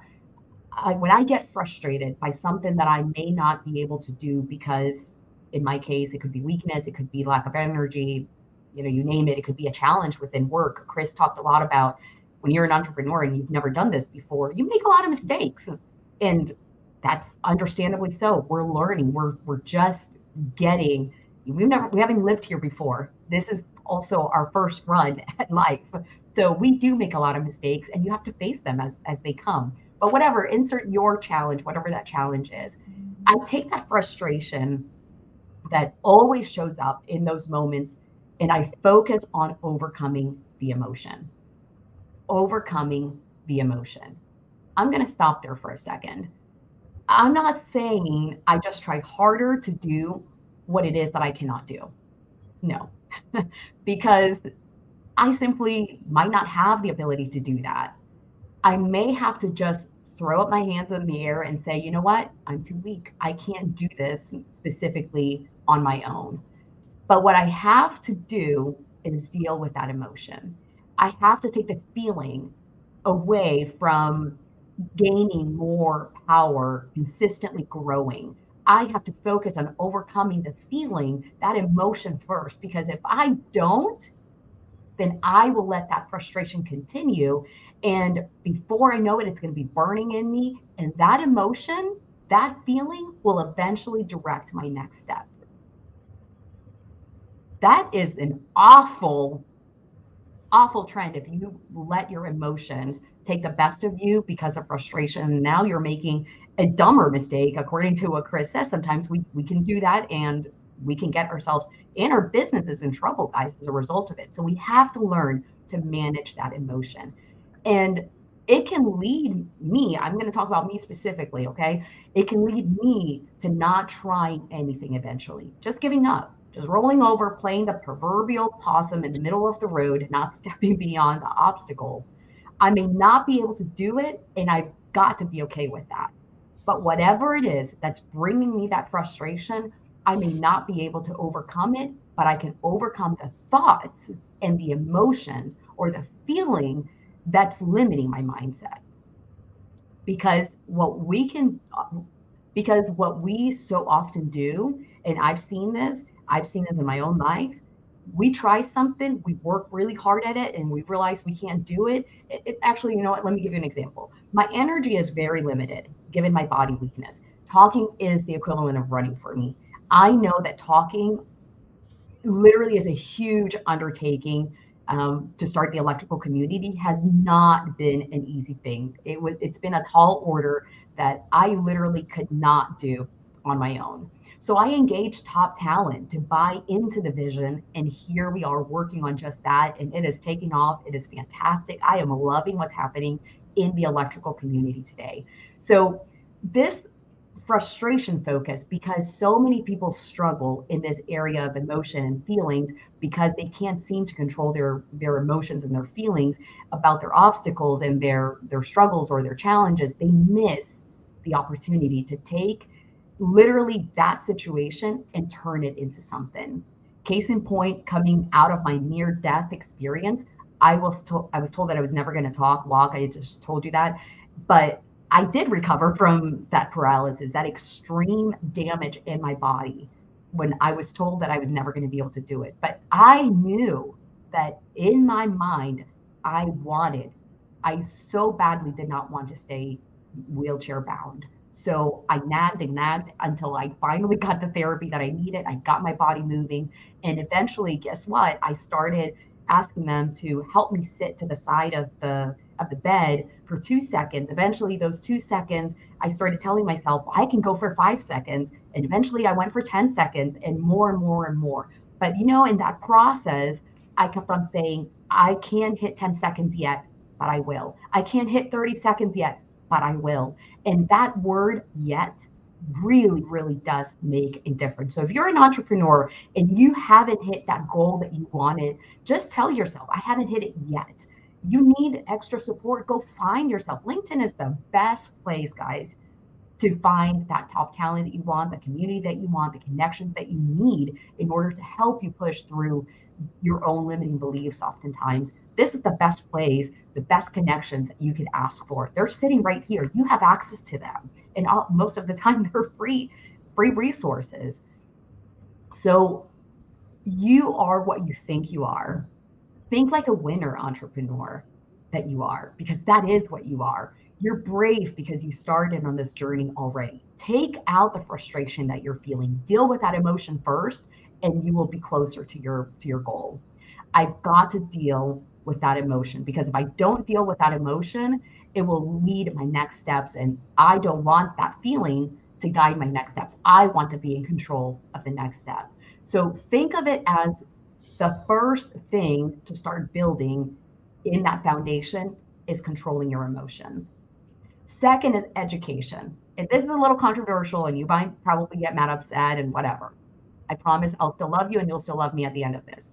It's a promise, it's a guarantee. Education. Education is good. I'm all about education. But we need to pay attention to the experiences of life, because life teaches us so much more. If we just stop long enough to take notes on life, guys, that's the best teacher, is what I have found. You'll probably learn more than you would have learned in a college classroom. Now, I know probably some of you are rolling your eyes over there, but hear me out. So many people think that they are educated enough, their thinking will be enough, and it will be sufficient. Bad news, it won't. But most times, this does just the opposite. Your education can put you inside a box that doesn't allow your thinking to expand. Some people have discovered that education kind of puts a cap on their mindset and their potential. And you may say, why? Well, the reason is, I think it lies in that the educational system, institutions allow people or teach people what to think instead of teaching people how to think. And that there's a huge difference. How to think is the difference here. I can take a book and I can go through it and I can learn from it, and I know what I'm supposed to know after I'm done reading it. But why not flip it and learn how to think? How do I react to this disability? How do I react to a struggle that I have at work? How do I react to a struggle that I have in my business? How do I react to relational issues? How do I react to a disease? We saw this during COVID. The stronger got stronger, the weaker got weaker. The mindset of those people who gave up, but others said, you know what? Bring it on. Let's handle this COVID. So a lot of people were able to overcome because it was a decision, it was a mindset. So life is your greatest teacher. Experience is your greatest teacher. It stretches you, it pushes you, it convicts you, it slams up against you in a wall. But you know what? Ask for your money back, your lunch money back. Listen, if one of the lessons that I've had to learn in life that I've learned is that life is my greatest instructor. I appreciate the education that I've learned so much during my professional career, during my life in general. I grew up in the middle of civil war in El Salvador, and I'm just grateful that I have had the experiences that I've had. They might have been extremely hard and very difficult for most people when they hear the story, but it allowed me to have a growth mindset. And we don't have the time to be able to dive into all of that today. But look internally. Do you have a growth mindset, or do you have a fixed mindset? I would challenge every person that's listening to really hone in on trying to bend our minds towards that growth. That growth mindset welcomes any experiences into our lives. It doesn't push it away. It welcomes it. It welcomes the challenges. But those with fixed mindsets say, no, I can't handle it. It's a little too much. The growth mindset, on the other hand, says some things I might never know unless I'm willing to grow. And a growth mindset says, all right, let's bring it on. I can overcome this too. So another principle, and this is the last principle, we have 5 minutes left. Another principle that I've adopted into my life on developing a mindset that will allow me to overcome challenges and obstacles is that I need to reframe my obstacles and my failures as those things that become my opportunities, my formulating forces. So I make them become my formulating forces. I need to reframe my obstacles as opportunities, and I need to reframe my failures as formulating forces. But look, so many people get discouraged, and I get it, totally understand. It goes back to the first comment about feelings. So many people get discouraged by failure because they don't know how to deal with the emotion. But now you know the key to deal with the emotion first. For me, I've discovered that if I can reframe that failure instead of becoming despondent to it or discouraged by it, I can look at it as something that's formulating my future. I'm creating something as a result of that failure. It's forming my mind on what it takes me to push past it or move forward. So don't give up because of failure. Learn from failure. Failure is your greatest teacher. We could all learn from it. In fact, you and I need to reframe our thinking about what failure really is. It's a force to form our future, not to limit our potential. The complete opposite. It should give us excitement, actually. So many people look at failure and say, I just want to give up. This is so messed up. So if you've been fired, laid off, can't find that ideal job that you want, if you're an entrepreneur, you're feeling stuck, you don't know what to do, you want to start a business and you don't even know where to begin, this is exciting. It's an exciting time for you. You may say, what the heck? How is it exciting? It's exciting because the world needs your voice. This could be a great opportunity for you to do something that, even though you might see someone else doing it, it doesn't matter. Chris will always be Chris. It doesn't matter. Any other president with any other elevator company could have the exact same strategy. Guess what? Chris is special and no one else will be able to be another Chris. So get out of your own way of thinking, reframe your mindset about these things called obstacles and turn them into opportunities because they're waiting for you. Porphyria is not my obstacle. Porphyria is my superpower. Does it stink? Oh, you bet it does. It's awful. I hate it. I never want anyone that I know to have any of this pain issues, horrific attacks that I get. I don't want anyone that I know to have them. I wish it was eliminated from the world. But unfortunately, it's not. But I have made it become my servant, not the other way around. And I wish that you would do the same in your life. I want to answer any questions. I have not been paying attention to the comments. You're rocking, sister. Thank you. There's a lot of comments in there showing you love. You're inspiring a bunch of folks out there. So before I ask my question, because I always got a million, I want the amazing people we have up here on the screen. Y'all got a question for Maida? Don't you all jump Fire in? away, Jesse. All right. Go ahead. How long have you been living with this for now? I was diagnosed in 2021. So it's going to be 3 years. So crazy story. The week that I was diagnosed with porphyria, I also put in my resignation at work. Oh, wow.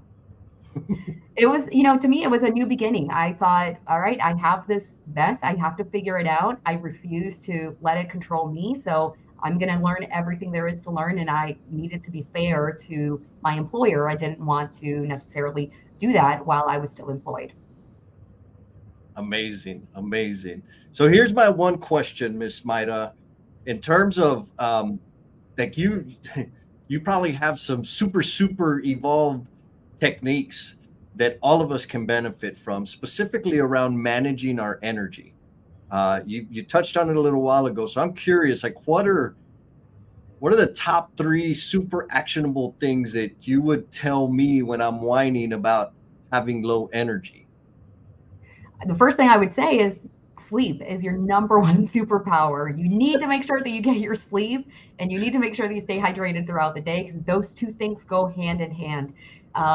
For me, the biggest thing that I do is I attempt throughout the day to identify what's the top most critical thing that I have to get done. And that's the first thing that I will work on because my energy is best in the morning. So I will put most important meetings in the morning, but I set myself with time blocks as well. So if you know that this is just an area that is a concern for you, in bed, a 15-minute, 10-minute break in between your meetings, I have to do that. I have no choice. I have to embed them in my calendar. If I were to show you my calendar right now, it's this meeting and then a 20-minute break because I knew I was going to need a break.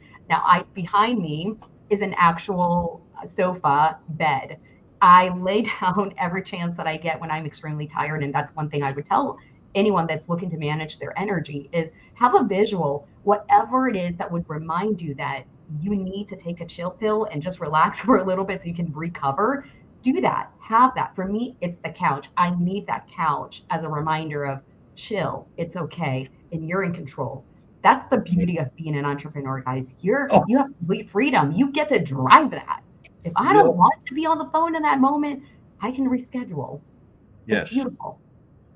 That is like genius. And I love, like, now I have back to the accomplice idea, or maybe, we'll just say accomplice. Like all my naps, I'm going to blame on you, Maida, from now on.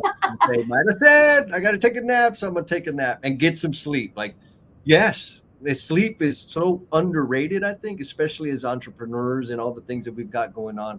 Maida, thank you for being vulnerable and sharing your truth and helping us see a different perspective, or maybe a brighter perspective around our obstacles and our failures. And with that, we're going to bring Mr. Tats up. Thank you for having me. I appreciate you. Thank you, girl. You get some rest. Thank you so much. And here we are. We got Mr. Tats coming in from Costagra. Tats is going to be sharing or enlightening us about ideation, quality, and approach. And Tats told me if I didn't mention his book that he was going to beat me up. So Tats has a book out there titled Overcoming Inventoritis. Did I get it right? Yes. I wrote that with Peter. Peter, Peter's the brains behind the operation, so he put a lot into that. But absolutely. Yeah, we out of frustration, we wrote that book. Nice. All right, my friend, it is all you, good sir. Sure. Thank you, Jesse. Jesse, you're the big idea guy, Chris, Greg, and others. I grew up and I was a person with a million ideas all the time, right? So many ideas I don't know what to do with. And one of my ideas when I was 10 years old was I had a friend of mine that had a pear tree in his backyard. So I thought, hey, why don't we take those pears, set up a booth and sell them? So we found this bus stop that was in front of a convenience store that wasn't selling fruit, and we set up a table. And these pears, they're so ugly, right? They're so ugly. Picture two 10-year-old kids sitting there trying to sell fruit, and we're not doing very well. And just before we're going to sort of shut it down and hang our head in shame, there was a guy and his girlfriend that came up and said, I love entrepreneurs, and pulled into his wallet and pulled out a shiny $20 bill and gave it to us. And for us, at that time, at that age, that was $1 million. It was amazing. I mean, my idea or our idea was bad.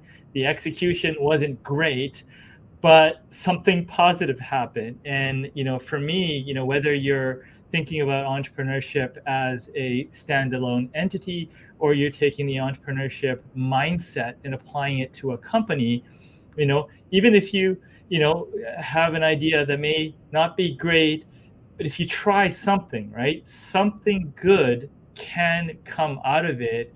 And that really stuck with me throughout sort of my career. And as I kind of navigated my career, if I had to look back, for me, what I've always been interested in is, well, why do some ideas take off and others don't? So I don't have the perfect answer, but these are the things I've learned along the way. So back when I first started, there wasn't the sheer amount of resources like the podcast on how people built companies and stuff like that. And I think that's a wonderful resource. But my first instinct was, I need to find a mentor. I need to find a mentor that has been there, done that, and is sort of operating or have skills that I want to learn, right? So that was kind of my first thought around how do I get good at, developing ideas so that they turn into something. There's lots of ideas that just die on the vine, but how do I get really good at taking an idea, figuring out which ones are the good ones, putting my energy into it, building support around it, and sort of turning it into something. Many of these very, very great people on this call have that skill. They have their own way of approaching that. And this is kind of stylistic to me, but if you could take any bit out of it and apply it or try it, it may be useful for you. So my first step was, I had a friend of mine that introduced me to a guy named Peter Rosen. So he was an inventor type. He had many skills, but he invented the Windows media player. So he invented the ability to watch video on a computer. He worked on some early 3D printing technology. He, worked on some steel measurement stuff that partially inspired the MRI patent. Genius. So I just sort of,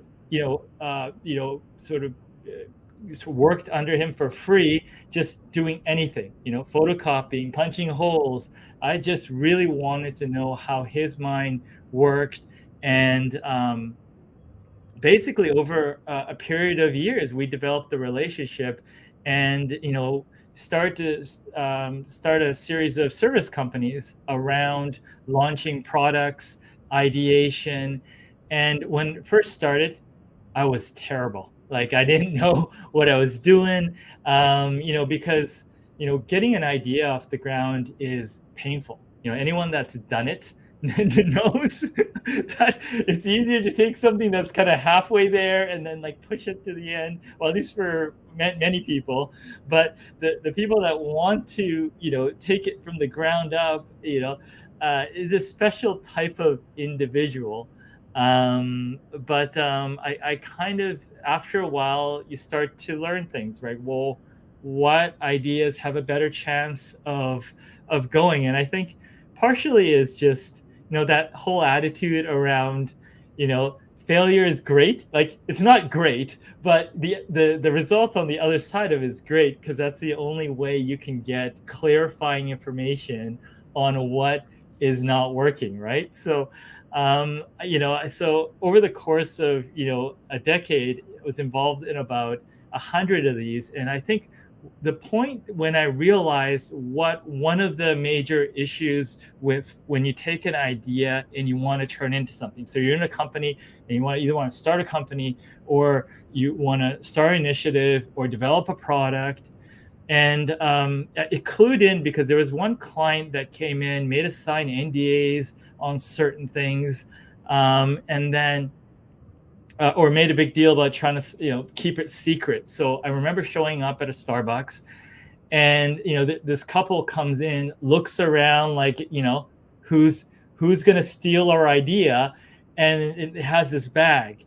And in it's really quiet voice, just pulls out something that's patented. They said it's patented. This is really big, and it essentially was a sock puppet.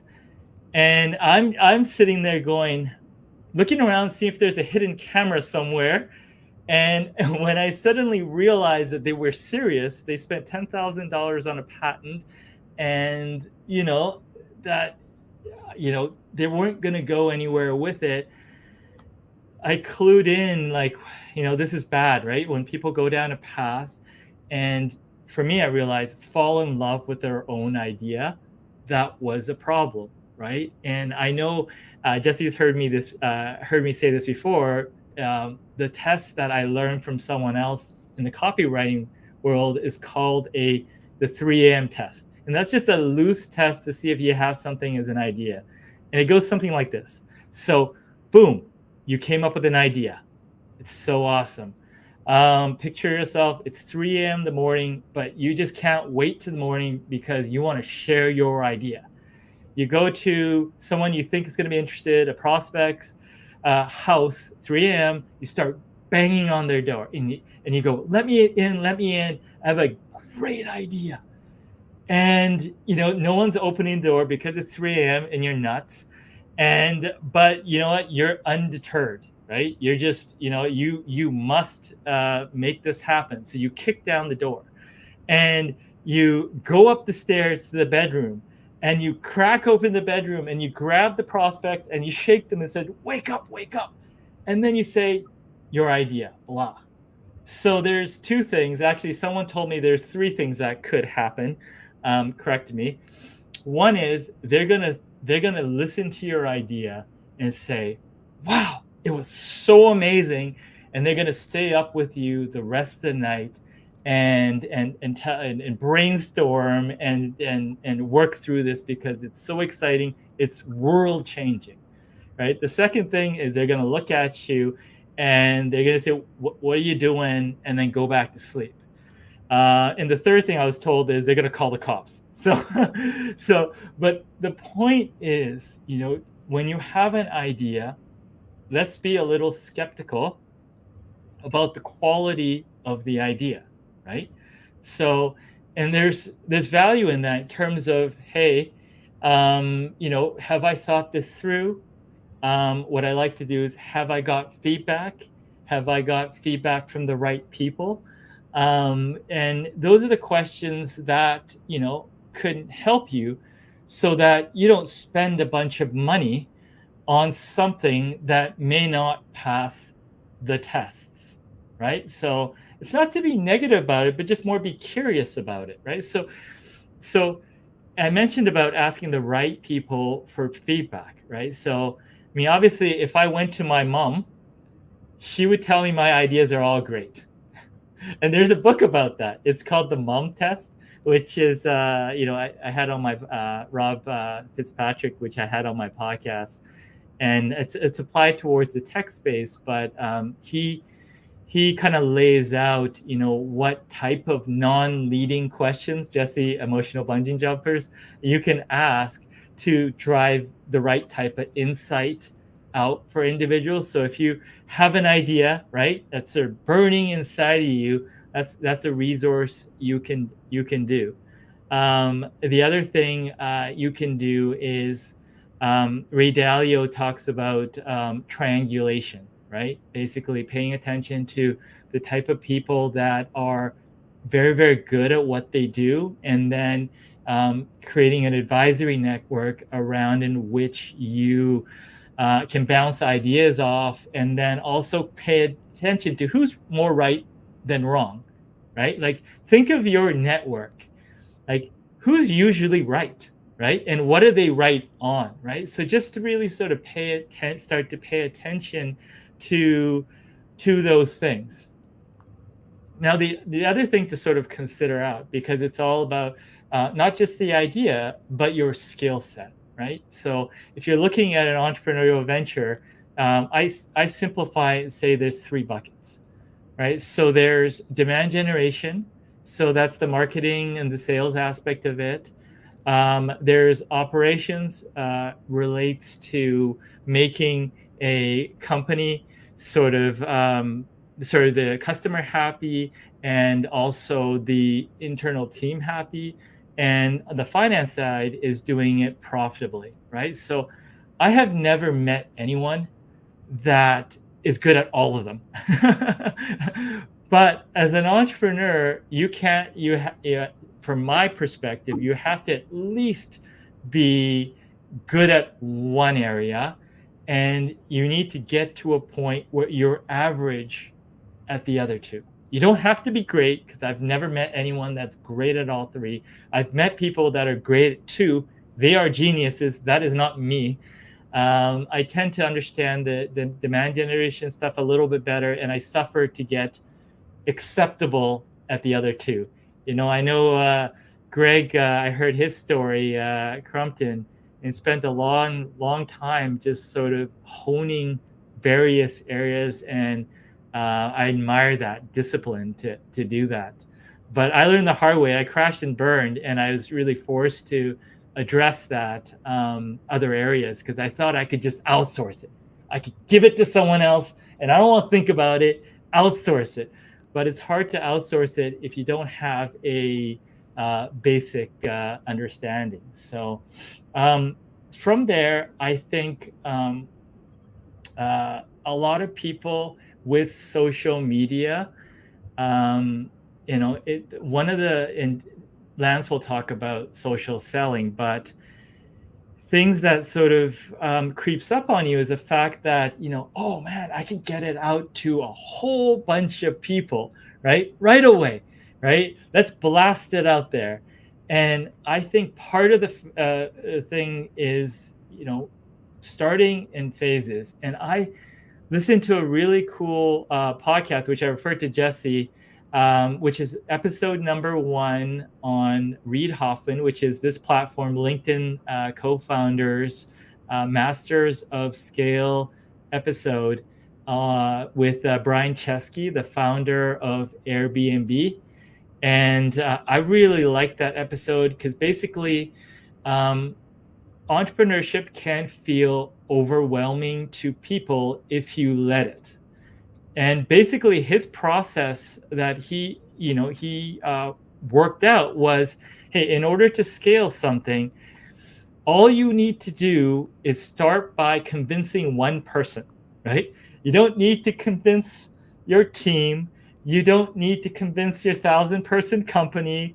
Can you convince one person, right? When you convince one person, can you convince 2 people? Can you convince 3 people, right? Once you get to a certain critical mass, let's say you convince 10 people or 10 customers or 10 groups, then you look at what's the 80% of what I am doing to convince or to market or get the word out, or to systemize that gives me, the 20% that gives me 80% of the results. And then you just go through that process over and over, and you just look at each phase like you are designing a movie, like an experience. What is that experience like? But start with one person, one customer, one group. Don't overwhelm yourself by trying to get it out to everyone all at once. Stress test it in a small setting. Now, the business we're in which is coatings, is, I never thought I would get into plant-based roof coatings. And when I had that company that was, and I helped launch, in different ways, 100+ products, what happened as I was going through the process and as I was getting better of it was I felt that something was missing. I started to get really not excited about some of the things I was quote unquote helping to get into the world. Does the world need another plastic thing, right? Like I got, good at the discipline of, hey, let's not fall in love with the idea.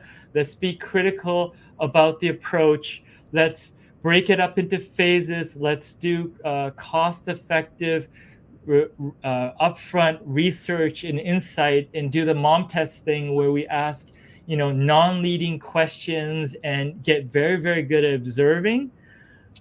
But I was just not excited about some of the things that were coming through the door because it wasn't aligned with purpose. I had kids, I was getting older, and I was really wanting to contribute in the way that would help make the world a little bit better.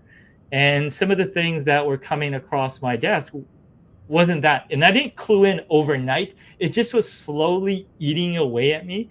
And when it finally clicked in, I realized that it's not only that, hey, let's not fall in love with the idea. Let's look at it objectively. But then the love has to come back in terms of the passion, right? Once you have validated the passion, the mission, everything has to align for it to flow out and to be effective, right? So there's no way to predict things that go completely viral, but if you were to take these steps where you give, when the first idea comes comes in, be very, very skeptical that it's a terrible idea. If an idea comes in that's not your idea, right? It doesn't mean if it doesn't come from you, it doesn't mean it's not a great idea. It's just like ideas can come from anywhere. Evaluate it, find the best idea. Does it align with your mission? And then, develop a process, fall in love with the process, or fall in love with the delivery method or the people or whatnot. You have to bring the passion back into it. When we wrote the book and we're thinking about it, that's the part that I missed. I missed that part. I was so focused on validating the product that the passion had to come back in on the back end.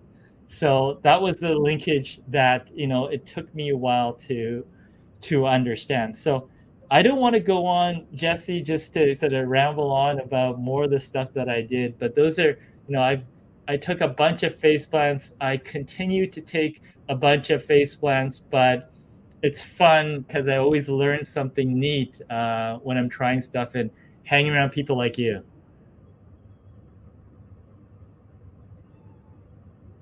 Okay, I'm unmuted now. Tats, appreciate you, brother.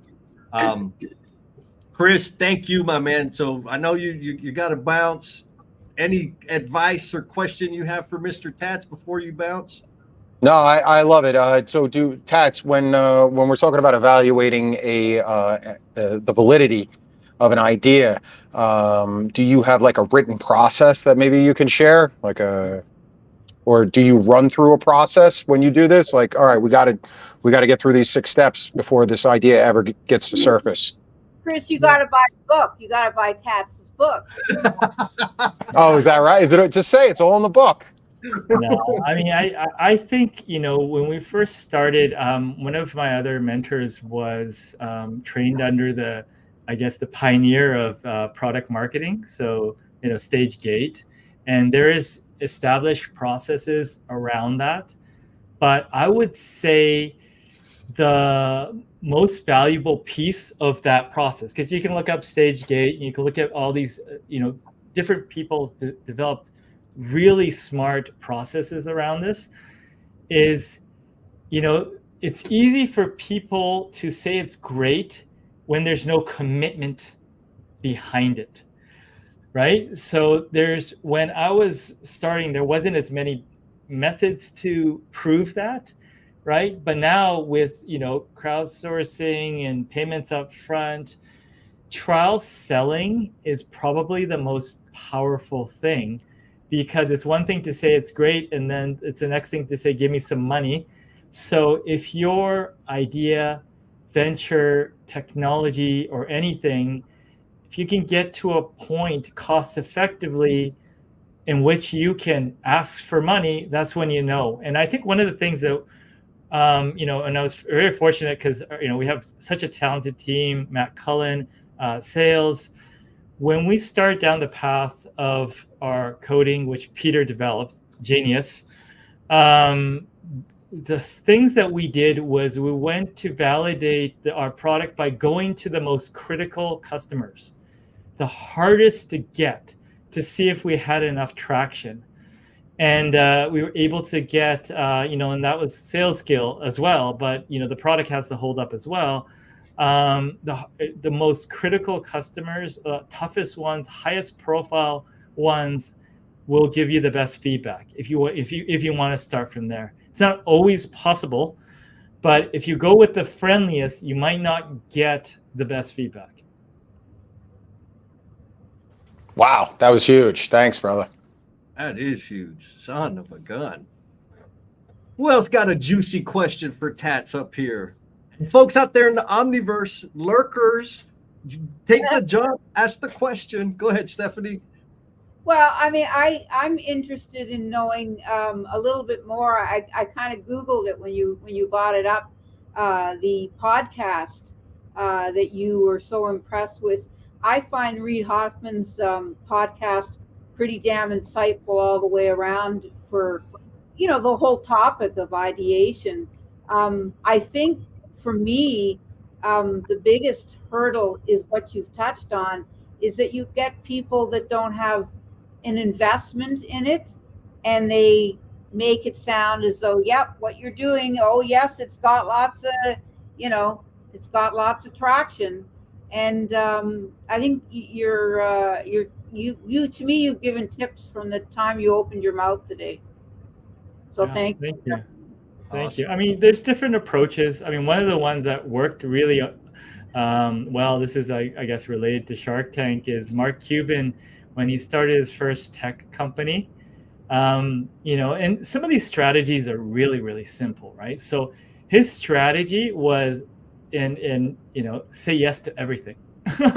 and I tried that. I was like, when I started our first marketing agency, the part when it started, before it sort of turned into a little bit of a validation company, I just, someone would come in and say, can you make interactive DVDs? Yes. Can you do websites? Yes. I mean, it was the back end of that. Sleepless nights was horrible, but there was a lot of personal growth, and but that worked for Mark Cuban, right? So trying different people's approaches on for size is a good way to see stylistically how things work. There's another example where I was on Lunch Club. I know the sort of that AI matching thing early, and I met someone overseas that was a marketing whiz, and he had a client that grew a law practice to 40 offices. I'm like, from nothing, right? No entrepreneurial background, no nothing. I'm like, how did you do that, right? And he goes, well, I just noticed that this person was a good speaker. So all I did was make sure that they were in as many speaking gigs as possible. That was the marketing program, right? So if you have a identifiable strength, right? Like Stephanie, right? Like, you have a strength that everyone keeps telling you on, that one thing can be the marketing strategy, right? It doesn't need to be complicated. It doesn't need to be this 10-page thing. It's put Stephanie in a room can be the strategy. It was for this lady that started a law firm that turned into a 40 office operation. Wow. Simple. So we got a question from the Omniverse, and then Mr. Lance, you're on deck, baby. I know you're ready. So Matt, thank you for your question, Matt. Matt asks, what about starting from the problem? Shouldn't we fall in love with the problem? And just for clarity, Matt, I'm assuming you're not talking about me as the problem. Take it, Tats. Sure, absolutely. So this one is near and dear to my heart. Very good question. So with one of the product launches I did, and this is mountain biking. So I live at the time at the North Shore, so that's in Vancouver. So it's world famous for mountain biking, right? People would come, Whistler, there's these trails, and there's all sorts of famous mountain bike companies in the area. And one of our clients was a aerospace engineer. And he developed a clever way, and this is before disc brakes were very popular. It's very common now on even entry-level bikes to have disc brakes, right? And disc brakes versus V brakes, which, better surface area, faster stopping power. But at the time, there was all these bikes that on the higher end that were starting to convert to disc brakes. And he found a very, very clever way of converting these $3,000 to $5,000 bikes over to accept disc brakes for under $200, right? It's amazing. It's going to save people money, right? So they hired us. We went out. We got a ton of press. All the international mountain bike media picked it up. Getting flooded with emails. There was trade shows. There was all sorts of orders got shipped out, right? Smaller quantities to start, and then crickets. Did you know what happened? What happened was, best intentions. People would get really excited. They would read the publication. they would go to the store to buy this, right? They'll find it, they're about to buy it, and the salesperson will get there and say, you know what? I see you're trying to buy that part there, but you know what? You're a hard worker. I think you deserve a new bike. And you know what? When you retrofit something, and you don't know if it's going to be great, and like, oh, you might break, and what's a few $1,000s to buy a bike, right? and sure, it solved the problem, but did it solve a problem for everyone? When you're running a bike shop, you're selling bikes. That's what you're doing, right? So you're not selling an inexpensive repair, you're turning over bicycles, right? So yes, you are solving a problem, but you have to follow the problem all the way through to make sure that there isn't resistance to it and that you can properly address the channels. And yes, there will be a resistance at some point. You just have to make sure it's something you can't overcome. Oh, that's a phenomenal. Damn it! Pie in the face. I thought it was a genius, and then anyways. There's no way to know until you've put all that capital expenditure into the damn thing. All the signals are saying, "Yay, amazing!" Yay. But it can't sell because it's contrary to the goal or the target of the bike shop. Son of a gun. Tats, I appreciate you so much. And folks out there in the Omniverse, I want to give some love to everybody that's up here on stage right now, because the ask was for each presenter for 45 minutes of their time. And everybody that has been up here, or at least backstage and up here on the screen in support of each other, I didn't even ask for that. And so for me, I'm just going to use that as another data point in the value of community and surrounding yourself with amazing people, because they will do amazing things to support your efforts. Tats, I appreciate you very much, sir. And Mr. Lance, you're up next, big doggy. What's up, Lance?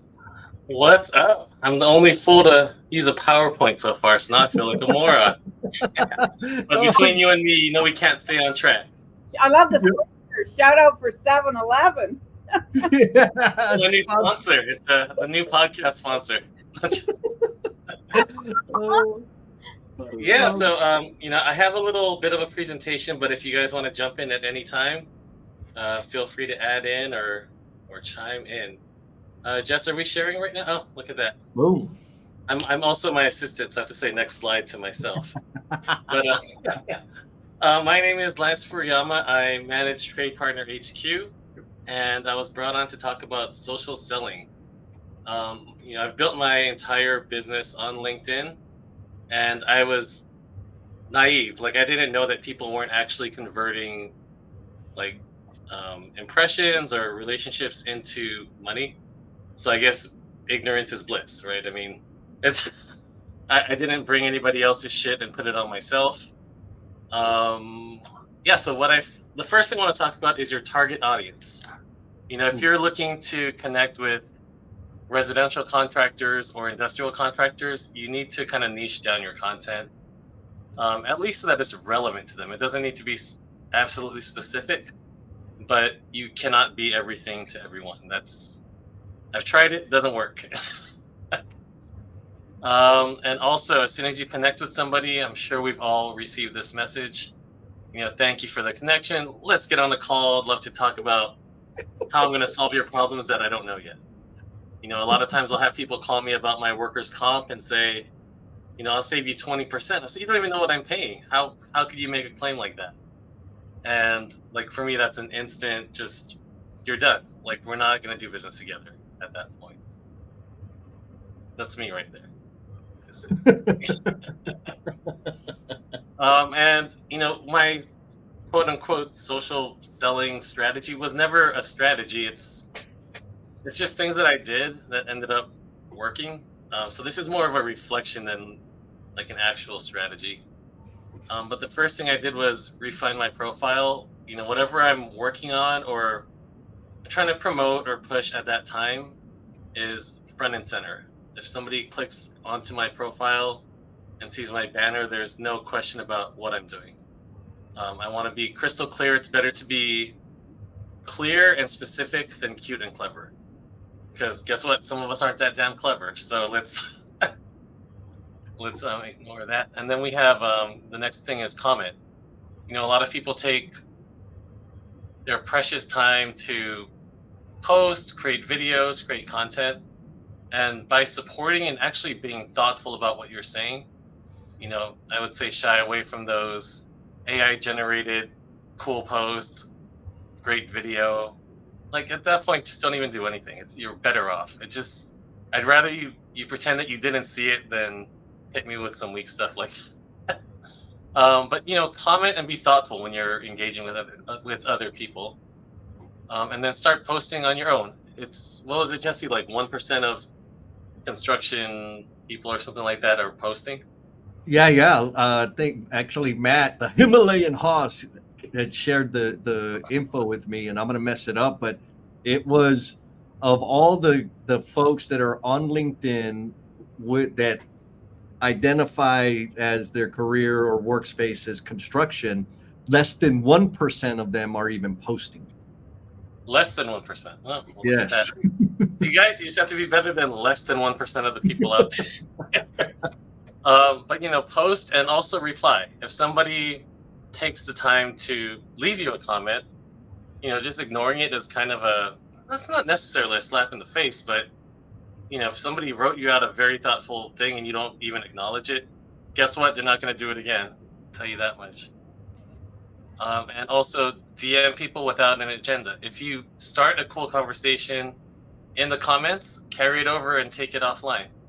A lot of times people will show more of their personality. They're willing to be a little more colorful with their language or their opinions because it's not out in the public for everybody to see. You know, we all don't have the cojones like Chris to just be out there saying whatever comes to mind. I appreciate that about him, and that's kind of the fun. But some people are working for other people and don't have that luxury. So, if, you know, just really get to know the person without trying to pitch them anything. And the next thing I have going on is I meet with it without an agenda. You know, a Zoom call. Try to make it as like convenient as possible. You know, people sometimes want to meet for coffee. One guy wanted to play golf really bad out here. I said, I don't have 5 hours to just be kicking it. I mean, I love to play golf, but you know, that's a big ask on somebody's time. That's the most precious asset that we have. A lot of this stuff is, you know, Jonathan influenced at a minimum. And then offer to connect the person that you're talking to others. Once you vetted them and realize that, you know, they're good people, ask them what their intent is. What are they trying to do? Are they trying to find a new job? Are they trying to sell a service to, you know, roofers? And just figure out what their intent is, because a lot of times people are not clear about what they're trying to do.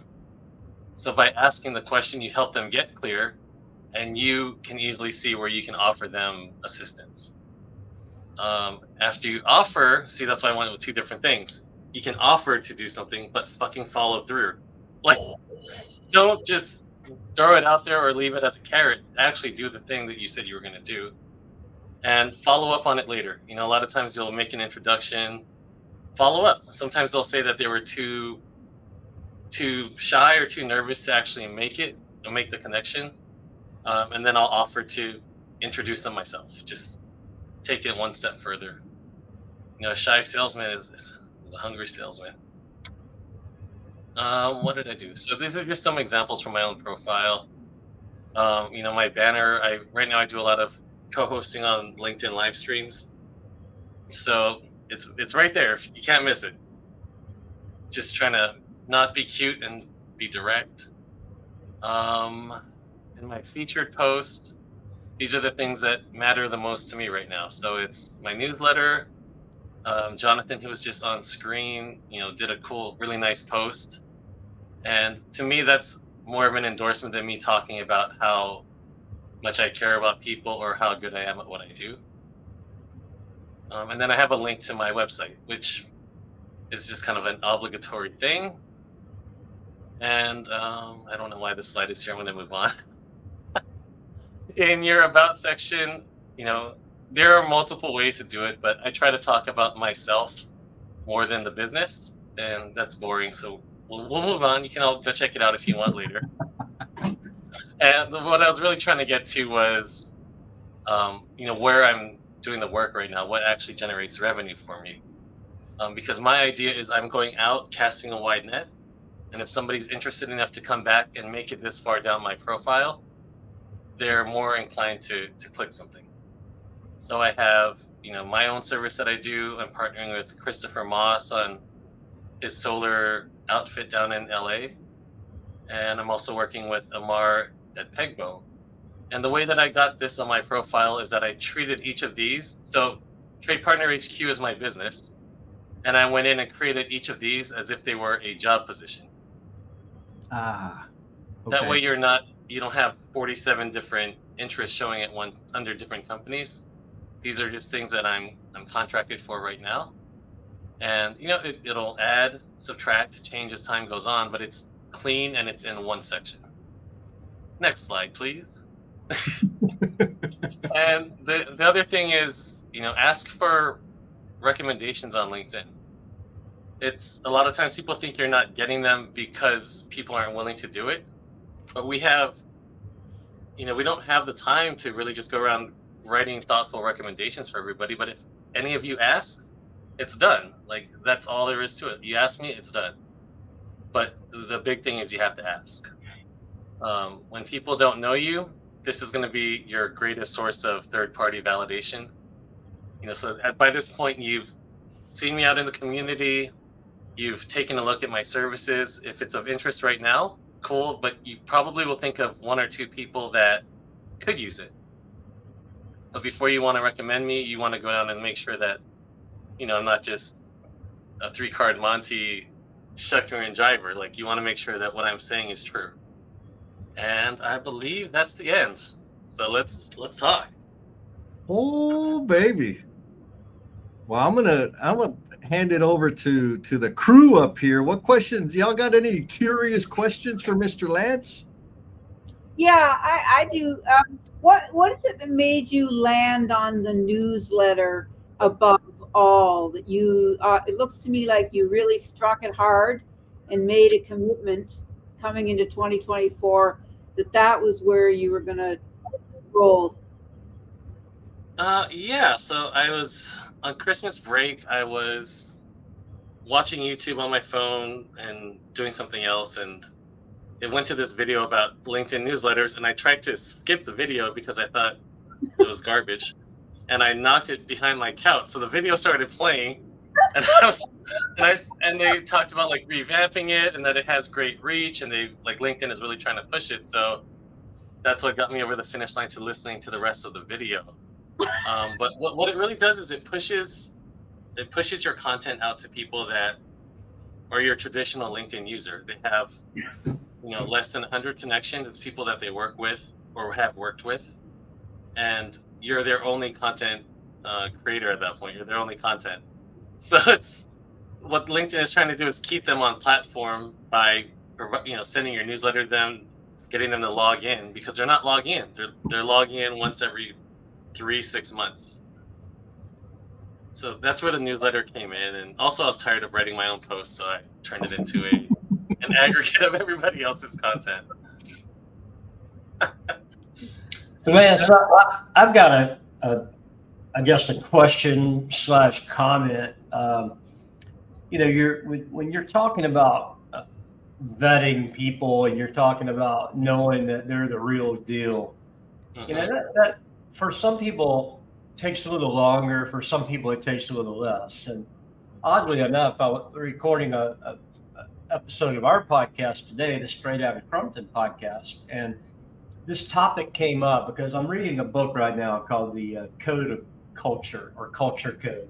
Culture Code. Great book, but it really made me think about the rate at which people know that Lance is the real deal or not. And I've often thought that we become trusted allies and advisors based on us doing something that proves our worth. We're on time. We do what we say we're going to do. All those things that, make you think that Stephanie's a good person. You see what she's doing, and you naturally begin to trust her to do those things. Mhm. But the book really opened my eyes to a topic or a vein of thinking about you have to be vulnerable enough to kind of ask for help and show that you don't need or you don't know everything, and you may in fact need help. And showing that vulnerability tends to expedite that transfer of trust. Do you find that to be true in the social world as well as in real life? I think by the time we're at the point where I'm trying to connect you to somebody that I know or provide you with extra value, we've already had multiple interactions at that point.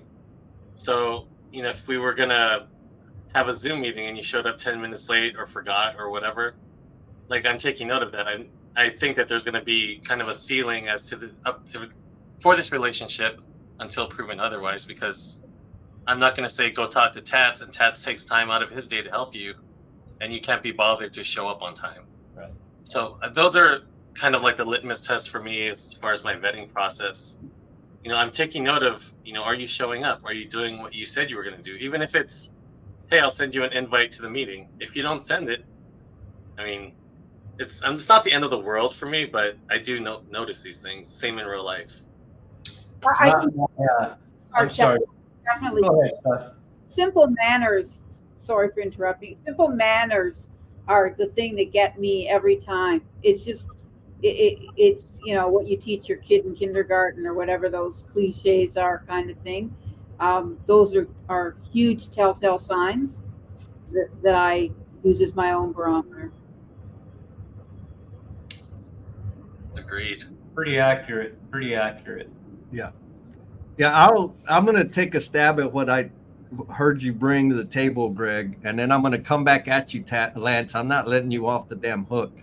But in terms of like the vulnerability thing in like person and virtual, the feedback that I've gotten, rather, I'll say it this way because it's more accurate.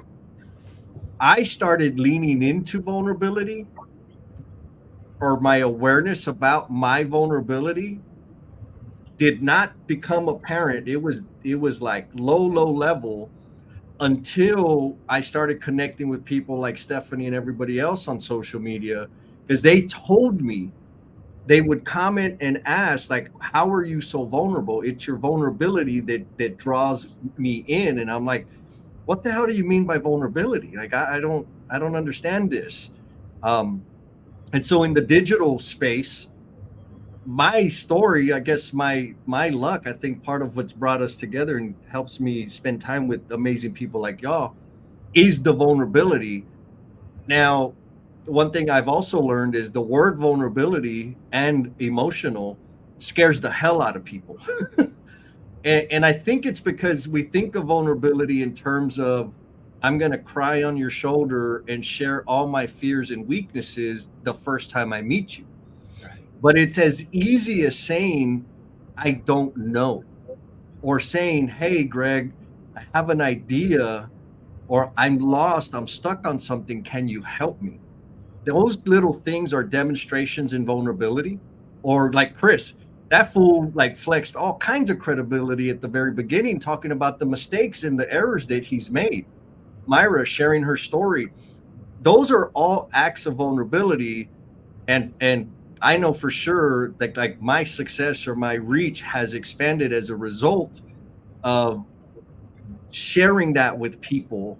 I think it's helped them trust me faster or see past like my funkiness. Now, Lance, you gave the world some very, very actionable things that they can go do. And it was almost clinical, which is perfect, right? Because we want to provide people with actionable takeaways so they can go and do different stuff to elevate their game out there in the world. But one thing you didn't talk about, and I need you to talk about it, is the way you celebrate and highlight other people. Where does your comfort in doing that Where did that idea come from? And are you even aware that that is like extremely unique from the way the rest of the people in the Omniverse function? Well, thank you. And I guess I was not aware. It was not in my slide deck. So,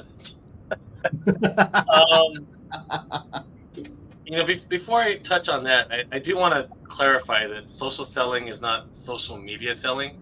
I did focus on LinkedIn because that's where we all know each other from, but it's the same way I work with my vendors on my contracting business. And, if you tell me something and you do it, and I'm going to remember that. If you do the opposite, I'm going to remember that as well. So don't confine this to social media. This is, life is social. But celebrating others, I don't know. I guess it's something that I've just always done, and it just kind of carried over into the arena. But why not, right? Why not put the spotlight on somebody else? It doesn't always need to be on us and how smart I am or how good I did on this project. Like, talk about the contractors that helped you get there. And you do see that to an extent in the very corporate construction posts. Thanks to so-and-so HVAC, so-and-so electrical. But on their personal stuff, like, really highlight the people that got you there, not just a name and tag a company.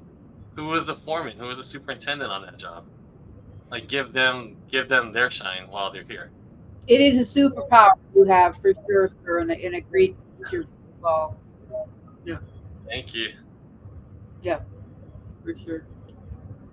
100%. So if somebody was going to start, because you're the one that turned me on to the newsletter thing, and it has produced outstanding results. And so if you and I've been watching yours because you post every day. I get to see all the stuff that you share out there, and you've made some adjustments. How long you been doing it? 3, 4, or 5 weeks now? Yeah, right after Christmas. Right. And so you've made some adjustments. What are some like lessons learned that you got from launching the newsletter that you would have incorporated if you were starting new today?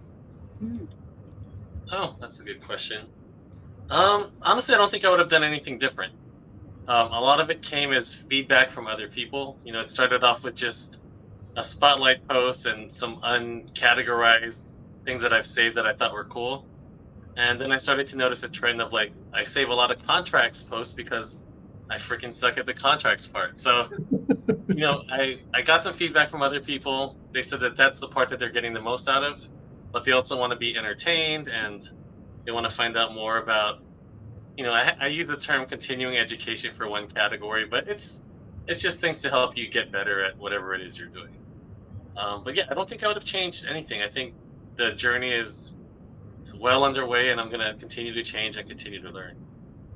Yeah. And so like a daily post or a daily newsletter sounds like a real heavy lift. How heavy is it? It's not too bad because I was already posting daily. So for me to have to like think and come up with a graphic or whatever I was doing at the time, for me to go out and find good content for my people, that's so easy, so much easier.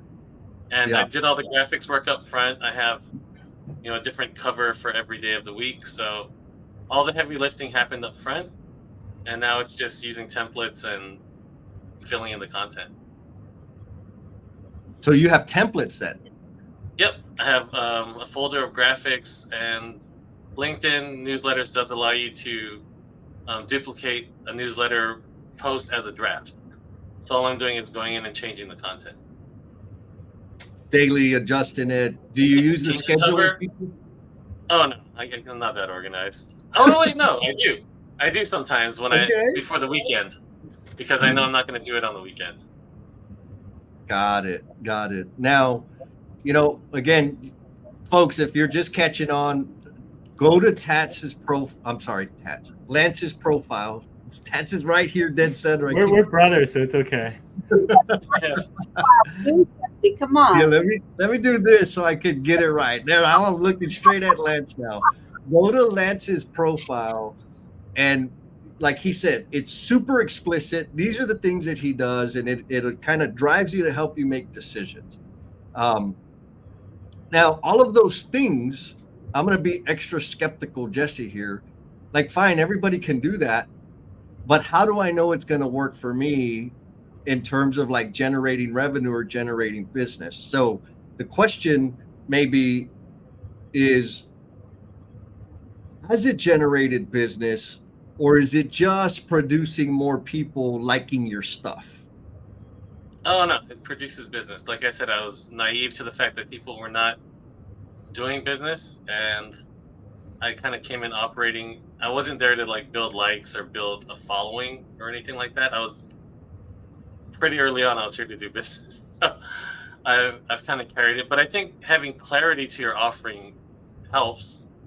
It helps a lot, because a lot of the people that I'm doing business with aren't the people on LinkedIn. They were referrals, or somebody told them to check me out after we had a conversation. So it's not even necessarily the people reading the content, but the third-party validation helps. Okay, and But when you say be clear, that's the main message. Be fucking clear. Clear, not cute. So when you say that you were naive to people not doing business, what does that mean? Can you like describe that? Yeah, when I would see somebody had like thousands of connections and a bunch of engagement on their posts, I just assumed that meant, wow, you must be making a killing on this thing. And it's not. That's I've done some training, I've had some conversations with people, and it surprised me. I had no idea that was the case.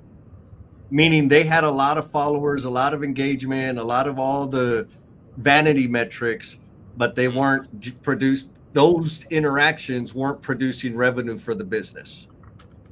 Yeah, and I would, I believe in the term vanity metrics, but I don't believe it to be the driving force behind how those people got there. I think they thought the more my following grows to, the more business I'm doing. And by the time they got there already, they're like, well, how the hell do I convert this? And I'm sure it's frustrating. Okay. So that's kind of connects with what Tatch was talking about, is generating demand and interest, but the finance part, like, are we gonna make money here? Yes or no? So what are your thoughts about people that are on LinkedIn specifically to just be social? That's cool. That's a good place to be. Yeah. Yeah. Now, if that was the objective, does a newsletter make sense? Would a newsletter benefit somebody that's not trying to generate revenue? I've got a comment. Come on. So I run a page called Mission Critical Education and Awareness. I do nothing but repost content for data center, mission critical, infrastructure kind of stuff. I don't do that to make money. I don't want to make money from it. That is a hobby of mine to help my community, and I'm not trying to drive any revenue from it. So and the other half of the equation is I'm social on LinkedIn because I don't require a revenue stream from LinkedIn to make my monthly bills. I have derived work because of what I do, but I don't do it for that purpose. So to Lance's, he said it's a great place to be. I think it's a good place to be either way, because there are a tremendous amount of revenue opportunities if you maximize them. And I did not use the word exploit, because I get the same hounding daily from people that connect and then send me 99 ways to help my life become better 30 seconds later. I get that. I mean, those are poachers, and they're on every platform. They're in every coffee shop you go to. But I think that there's a plethora of opportunity for people who use this as a resource to generate income. And then the people like me who are kind of in the give back mode of their life, I use it for a totally different purpose. And I don't think either one are more or less important, depending on your need. Do you need to make a mortgage payment, or are you trying to help the next generation worker explore opportunities? Can I just jump in and make a comment on the back of Greg? I think it's a credibility thing. I think that's the first thing that any social media platform gives you, as long as you're doing something along the lines of consistency, however you define it, or like me, I'm always lagging behind in my consistency on it. But I do think it's a credibility thing, and I do think it's a place, sort of the middle people in your basket of people, talk, work, correspond, think, share. So those would be two elements that I, not being on a platform like LinkedIn, you're leaving yourself out of if you don't. And and I guess bottom line is, I can sit here where I am in Toronto, and how the hell do I know somebody in San Antonio, somebody in, California? I don't even know where you're from, Greg, and know that Tats is across the country from me in BC. I mean, it could only happen. I mean, Jesse, I've spoken to you innumerable times, and again, that all came off of an audio app, not even a visual one.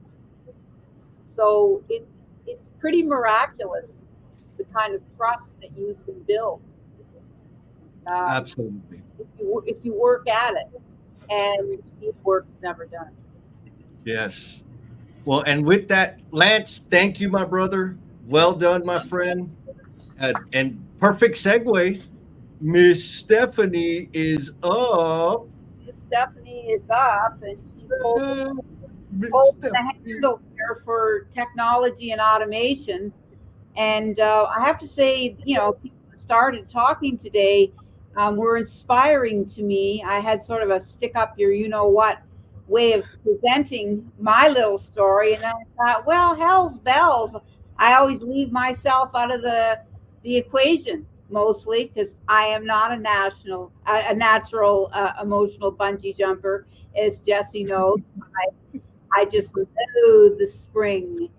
So anyway, I'll start off by just introducing myself. As obviously you can read something on a screen. I'm Stephanie Brown, and I founded and started Intelligent Construction Opportunities, mostly, if the truth be told, because I really am not a big fan of technology in its whole.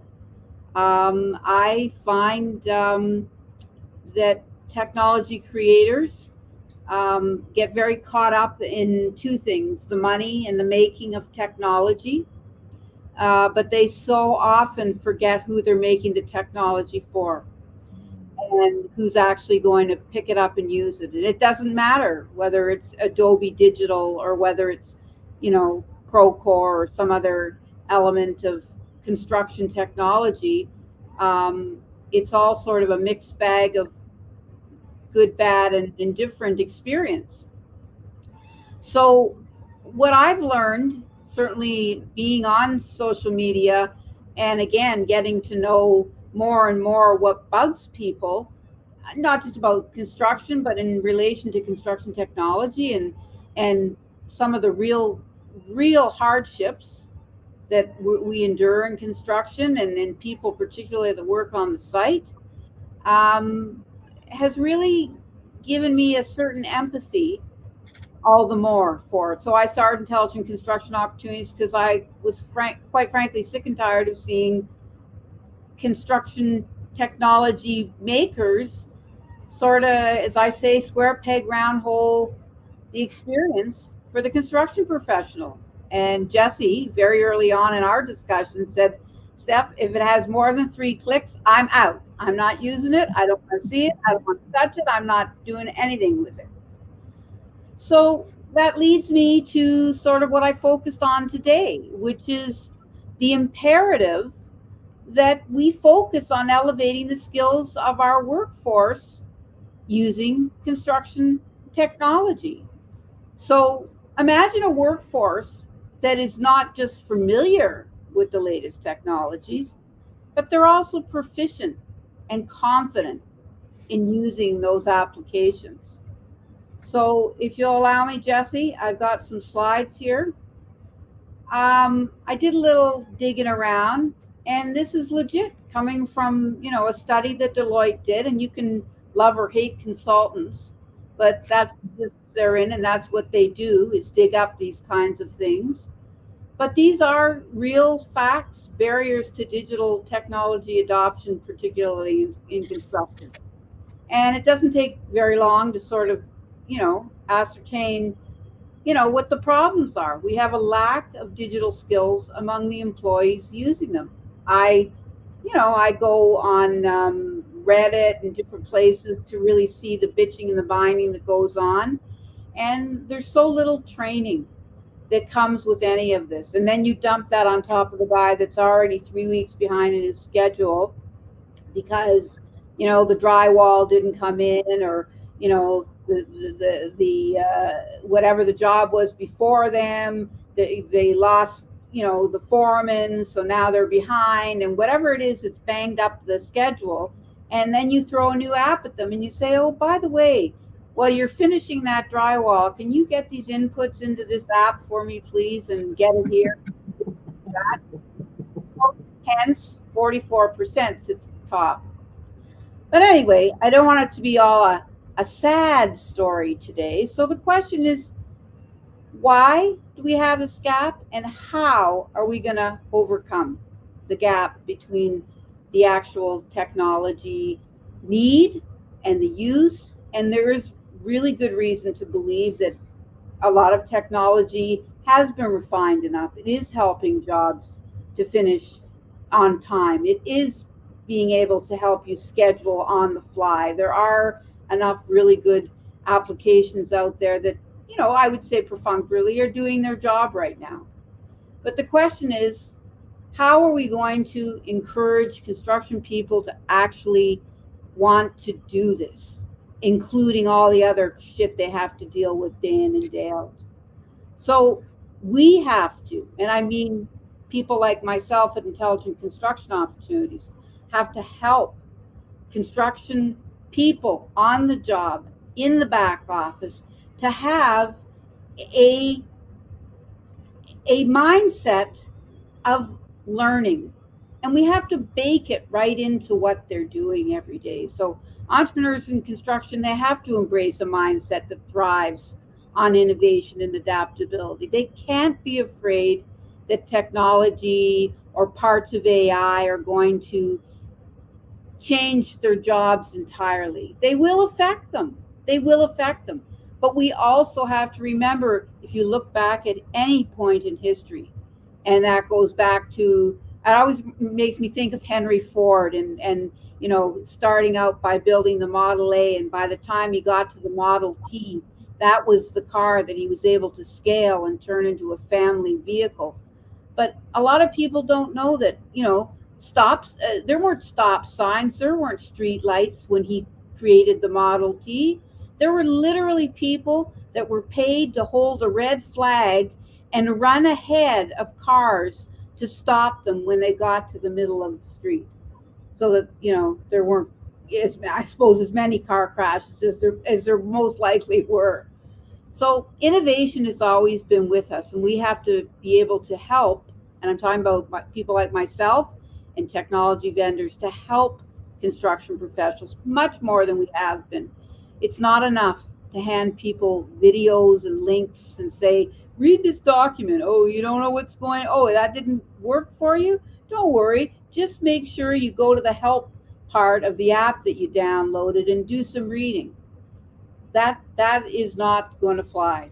So an entrepreneurial mindset in construction has to emphasize the importance of building what I'm calling a collaborative ecosystem. Construction professionals have to actively seek partnerships with technology providers to foster a cooperative environment where the ideas that they have, their expertise, what they already know, are shared up the line to the construction technology vendor, not the other way around, because that is only a tool, meaning the technology is only a tool, and the tool is there to serve the construction person, not the other way around. So collaboration between construction professionals and technology providers accelerates the development and the implementation of cutting-edge solutions. So we have a win-win scenario for both sides.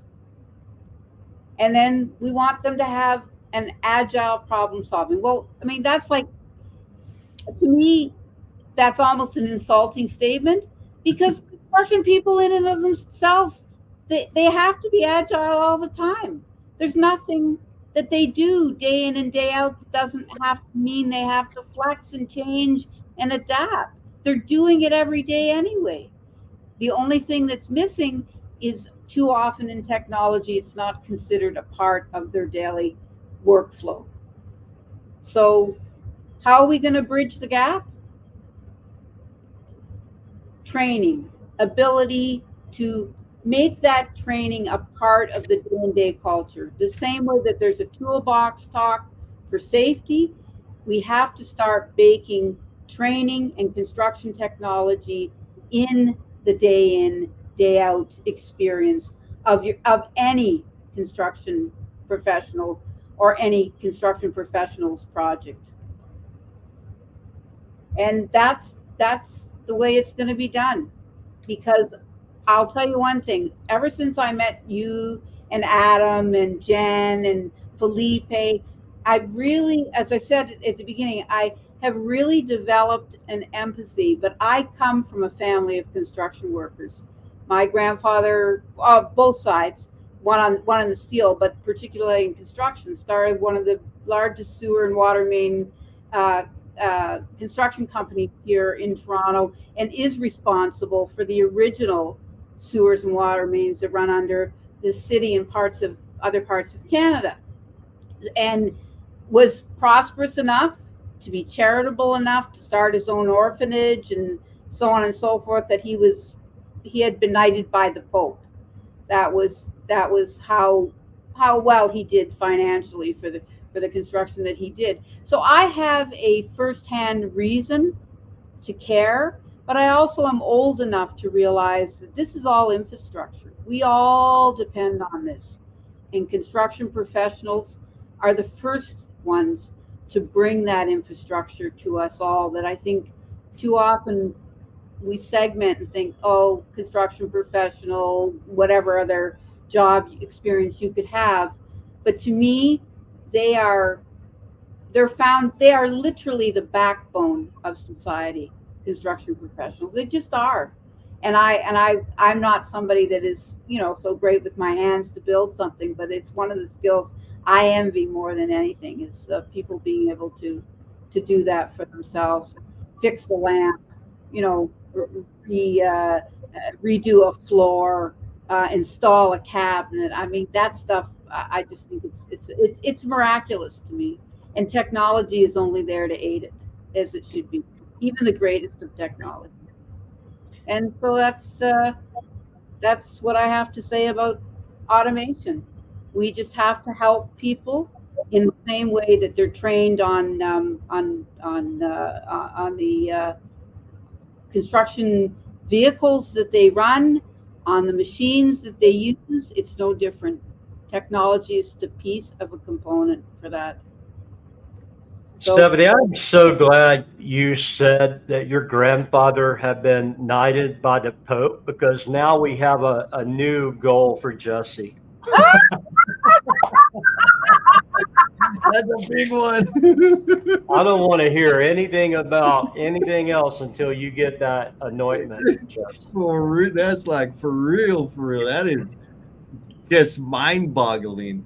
It's a crazy thing, though. But I mean, anyway, it's well, and you could I won't go down that road, but I mean, it's not like that whole part of the world is not. Let's just say it's not as lily white. Yeah. Matt says he knows a guy. Yeah. You know what, Stephanie? I picked up on your first slide, the 35% of the leaders that don't want to accept technology changes. And, you know, I've walked into organizations that are like, and that falls right into what I'm going to talk about today, traditional leadership versus the emerging leadership. The older guys and the younger guys, to have them come together, it's kind of tough because the younger guys come with a technology background, that they're big on technology, and the traditional leadership of the past is archaic and they refuse to accept the new technologies that can measure their data and bring about more or better operational changes to the organization. And it's incredible how when I sit and I talk to the different individuals, they're so far apart in the way that they process the information. And that's one of the things that I like that on your first slide. And it said no bueno on the bottom. That's 35%. That's interesting as could be. I didn't see that. That's awesome. But Joe, you know, you make a really good point. I also think with the shortage in the labor shortage, that is not going to go away, and we're not going to entirely fix it. There's no way we're going to entirely fix it. No. We have to embrace good technology. It's getting better. I mean, I just did a live stream last Friday, and I just love that bunch of guys. They're real, they're honest. From Elijah at My Roger over to My Paint Buckets, the My Paint Buckets guys, Chris and Joe, and then to me the topper there is the Optimized Business Intelligence with Chris and his buddy James. I mean, they came from Turner, for God's sakes. I mean, the stories they told me, and you think, oh, well, Turner's on the top 500 E&G. No, there's so many balls being dropped every always. And so what I was going to say to back up what you said, Joe, is that with the labor shortage, this is our opportunity to take kids that are already on their apps all the time. They already love them. They can't drop them. And, you know, us probably not much different these days, but certainly that generation doesn't know life without it.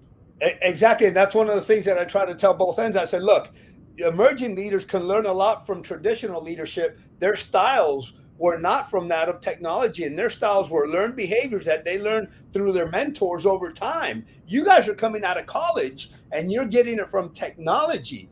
Why don't you both sit down and exchange ideas and thoughts so you can bridge that gap? Because both of you can win. It's a win-win on mine. I'm an old guy as well, so I understand the old leadership style as opposed to the newer style. And I've understood that, you know what? Change is inevitable. We have to accept what's going on, and we have to be open to listening to anybody and everybody to gather the information that we require to continue to elevate our game or to level up. So it's good for both parties. For sure, Joe. But and the other element is that we touched on, and I'm going to be doing more live streams. I'm very excited about since I did last Friday. We're already putting things in the back here. But what I'm very excited about is that the construction technology vendor is coming around to, admitting is not really the right word, but recognizing that they were trying to do too many things because too many of them early on were dancing to the tune of the venture capitalists who wanted to make sure that, you know, they were showing evidence of, yes, to Tats's story, actually, of, you know, ideation. Well, you came up with an that does this and does that. Well, there's a client over here that wants this and wants that. So can you just bolt that onto the back of your app now, and now we'll call it this? And who suffered for it were the construction professionals who had other work to do. And it's like, what the hell's going on? There's a mismatch between what was being produced for them blindly without the context of how you actually hang drywall. What is the process for hanging drywall? If we're going to collect data points or do laser or whatever we're doing, at what point does that enter the actual skill of hanging that drywall, that sheetrock? And we have to force construction technology providers and producers and creators to get on site. They have to be a part of it. And as I said in my presentation, so-called presentation, it's the other way around. They're there to serve the construction professionals. Without a doubt. To buy the tech, because it's cool. Right. Yes. So Stephanie, you mentioned early on about, or early at the top of your conversation, folks, or the end user, the trades, right? Because the window dressing says this technology is going to help the trades, which that's not entirely true. What ends up happening is the trade professional is the data entry clerk That's right. to reinforce the value of the app. I know that that's me being very short-sighted about it. It's true. And so we'll just say that that's a neutral situation, even though I hate that, right? Like if I gotta, like you said, if I gotta press more than 3 buttons, 3 clicks to get to the value this thing is supposed to give me, it ain't giving me value. I'm done. I'm out. Now, I got a bunch of stuff to install. We got all kinds of pressure. It's raining, like all the damn things, right? The delivery, the truck got pulled over. It's not going to get here till tomorrow. I got to reorder the crane. These are the things that our trade professionals deal with on the daily. And then somebody's going to bicker at me about how accurately I input some data that doesn't make my day easier. Let's just say that's a neutral situation. Wink, wink. You talked about training. Yeah. Training for the end user, for that trade professional out there that is going to be leveraging and gleaning all this value from the app. Can you describe what that training looks like in its most optimal condition? In its most optimal condition, it would be not on site. It would be baked into the culture the same way that people learn lean, the same way that they might learn and take a tool talk in the trailer. It has to be baked into the process of the day in, day out life of that construction professional. So it's not an interrupted thing, certainly not the training thing. And to me, providers, construction technology providers, have to do a much better job of onboarding, not just in the short term. Once the general contractor signed off and said, "Oh, this is wonderful. We'll collect data on X, Y, and Z." To your point, they are basically the secretary on site.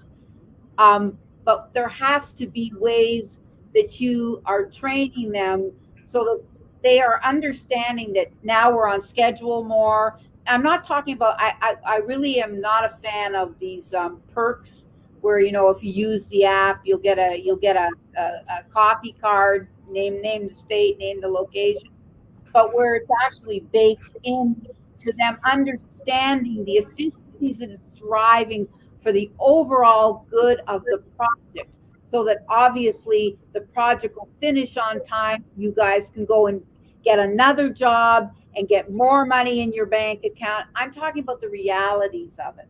And so right now I'm developing 2 workshops specifically that will be aimed at these audiences, taking little pieces of this. I'm not starting big, little ideas, so that people start to understand what is in it for them as a construction professional. Not as a, I loved what you just said, not just as some, you know, data taker on site that, by the way, after you did the actual work you're being paid for, can you make these put these data inputs while you're doing it so that, you know, the general contractor has reference points? But why we want those reference points? How are they serving the trades overall? How will AI help them as much as it'll help the contractor? These are, to me, yeah, go ahead, Greg. Horchak over here has something to say. So Jesse, and for anybody young, Horchak may be a reference you have to look up. But, I haven't heard that in a long time. You almost make me want to go, welcome back. Never mind. Exactly. So, Jesse, a couple of things I want to draw a difference of opinion on the record taking and the note taking of the job sites. I think that through natural language processing, through optical character recognition, we've come a long way into making this a heck of a lot less invasive to our craftspeople. That's only going to improve. It's changed dramatically in the last 5 years. Even in the last year, it's really picked up pace on the quality of the natural language process, even down to picking up different dialects from different parts of the country. As Stephanie says, process, and I say process, it doesn't draw a blank, it gets it now. So I think that is an ever improving piece of that equation, so that craftsmen don't have to change their role. They simply hit record while they're working. I think Well, that's going to.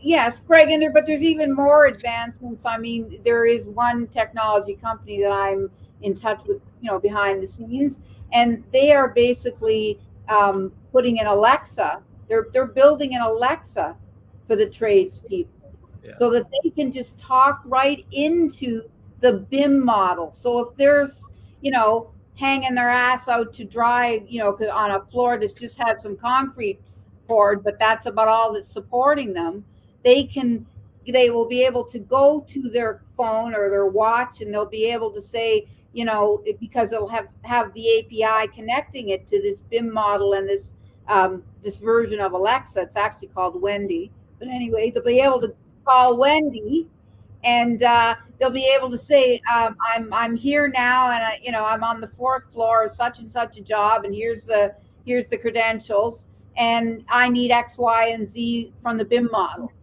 Yeah. And so there are advancements being done, but I still feel that there has to be a much tighter connection between those of you doing the work and those people creating the BIM models and so on and so forth. There's too many. No doubt about it. I think it'll evolve as we figure out what we need and how we need it. And then the other piece of that, we're talking about training our workforce on utilizing technology and maximizing it. And we spent a lot of time understanding how our service HVAC people learn best, and looking at the demographic of our group, what they're learning. And we have the typical scenario most trades related companies have. We have a plethora of people on the way out. We have a plethora of people on the way in. And what we're finding is, through technology around microburst training, we're able to get a much better retention, so that rather than sit a pipe fitter or plumber in a job trailer and make them watch a video for 20 minutes, which they glaze over after the first 2, what we're and this is not my technology, but we're utilizing it. Now we take that 20-minute content and we break it up into 7 or 6 2.5 minute videos, so that they're getting kibble snack size training on the daily, as opposed to trying to consume 20 minutes just to check a box. So it takes longer to deliver the training, but the retention is much, much higher, because they're actually able to absorb it in that shorter duration, because of all the stuff you said, Jesse, the truck, the guy, the rain, the crane. If you give them that microburst training, and we use a company called Ving, VING, and they've been so good to develop, around the construction industry in particular, and around safety, because we all put a guy and a group of gals and guys in a job trailer, and your productivity is shot for that day, and then they're not retaining it. So this allows us to get a better retention. I think that's magnificent. Yeah. Right on, Greg, and that has been the major stumbling block to Jesse's story. Exactly.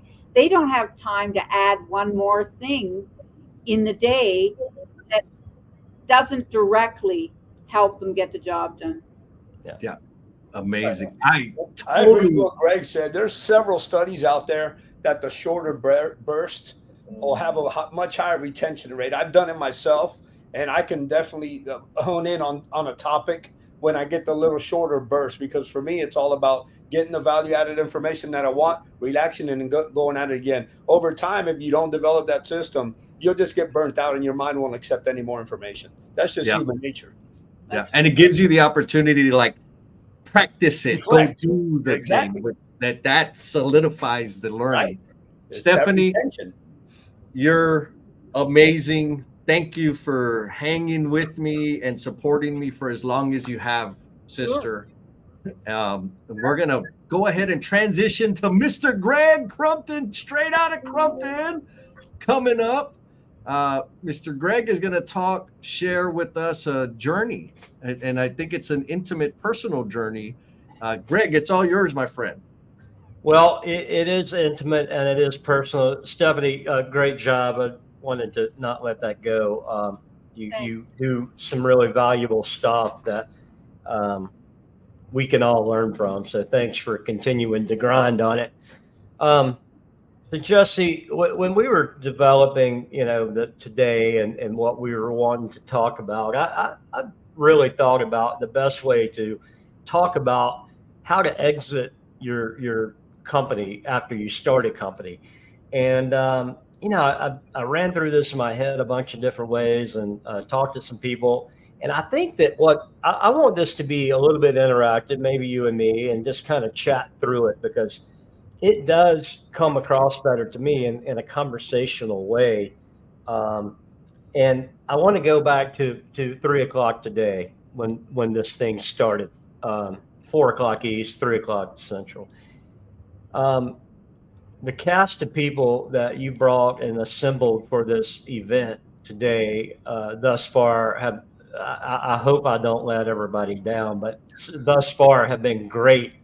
I'm going to run for 30 minutes and then Joe's going to come in strong at the end. But I think that what I took from today was there's so many individual journeys of how people get to where they're going or where they've been. Yeah. There's no right or wrong route. There's just your route. And, I was thinking about when you were talking earlier about your humility and kind of when that shifted for you. And in your book, to me, I heard the shift when you went to the was it the school or the funeral, the graduation? I can't remember the scenario. Yes. It was a graduation. The graduation. That to me, in reading your story, is when you kind of grabbed another gear in my head. So hats off to you for that. And please, you guys go out and buy that book because it's well worth it. Buy two, keep one, and give one away. Thank you, Greg. But when I'm thinking about today and Chris's story of how he was an accidental entrepreneur, he fell into the ditch, like he said, and it hurt when he hit the bottom. My story's different. So I boiled my things down to a top 7 list. And of those 7 things, there's about 50,000 things under those bullet points that it's really difficult to capture the sentiment, the feelings, the actions, the reactions, all of that goes into being an entrepreneur. So I'm just going to kind of describe my story and then how it hit me and where things happened and why they happened. At least the things that I could control when they happened. So I started out, HVAC has been my whole gig forever. And it started as my craft. That's what I went to apprenticeship school for. That's what I grew up around. My father was in the HVAC industry. It became my passion. It's also my hobby. I love it. I love the science behind it. And, eventually, if you're an overdoer like I am, it kind of becomes an obsession. And it's an obsession with some good boundaries around it, because I work to keep boundaries around it. I don't let it get in the way of family stuff. I don't let it get in the way of relationships, but I do enjoy the industry. And I remember when it clicked, so I know that I'm in the right vein. So that's kind of the start. And then, I think the 1.5 bullet point is, I wanted to become a master of my trade, of my craft. I wanted to be challenged. I want the work to be challenging. You have to become, to me, to excel in a trade career as an owner. It's kind of like being a player coach in a sport. You have to understand both sides of the court. You have to be able to manipulate and maximize your way through not only the technology and not only the people, but also the actual science around air conditioning and what happens and why heat moves from cold to hot and what have you. So you really have to become a good planner. You have to be a builder. You have to be a recruiter. You're always looking for these bolt-on things to make your little holistic self better. And that takes dedicated effort.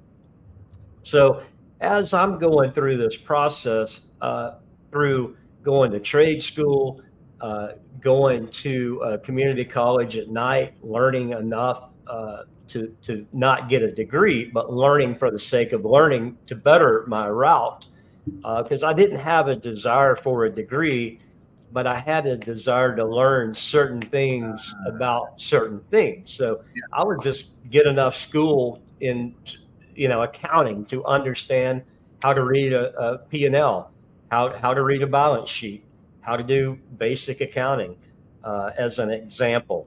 So I really started working on excellence, and I became kind of hypnotized into understanding Eastern philosophy of Kaizen, which is becoming better every day, tweaking, measure, become better, tweak it, measure, become better.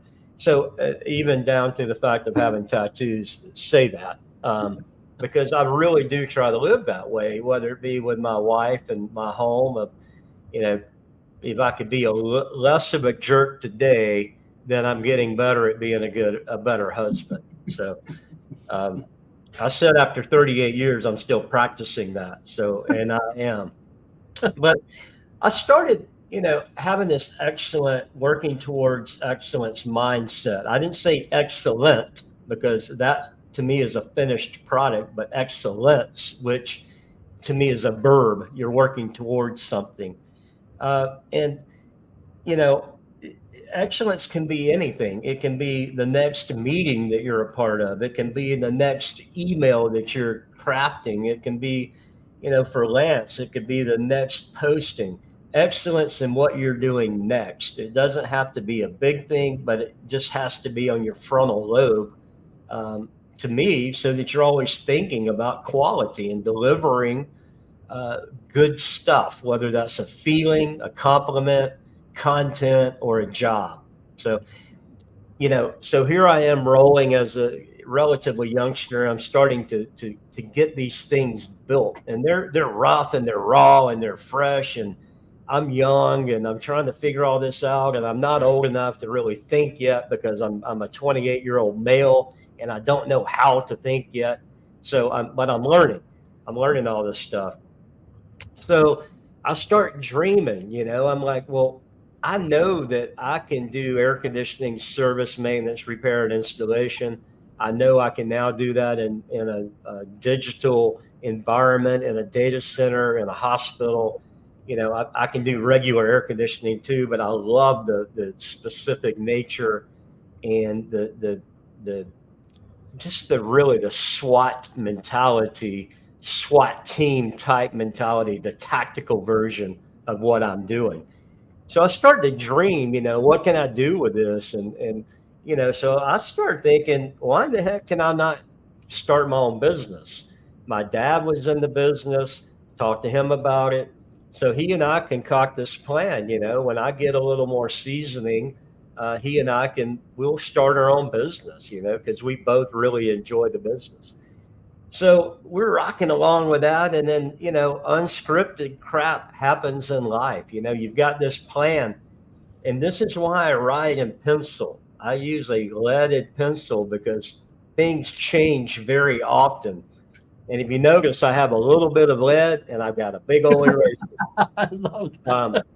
Because things change regardless of how well we plan. Now, I apologize for the sniffles. I was in Chicago last week and I got a little head cold. So our unscripted event was my father's passing. He was diagnosed with cancer and he passed away before I really felt like I was enough of a partner to go into business with him. We worked together for another company, but we couldn't pull the trigger. And by the time I got ready, he was already ill and close to the end of his life. So, I think you have to be prepared for those unscripted things in life to hit you. So as you're working towards your goal, just know that there's always something back there lurking. Like you don't know what's coming. So you got to kind of keep your head on a swivel and be ready for it. Whether it be health, whether it be job, whether it be economy, a lot of stuff that's out of our control, but we have to be able to, and as Clint Eastwood aptly says, adapt, adjust, and overcome. Some of my favorite words of a movie script. Excuse me. So that's where, I kind of got the notion of what we're going to do.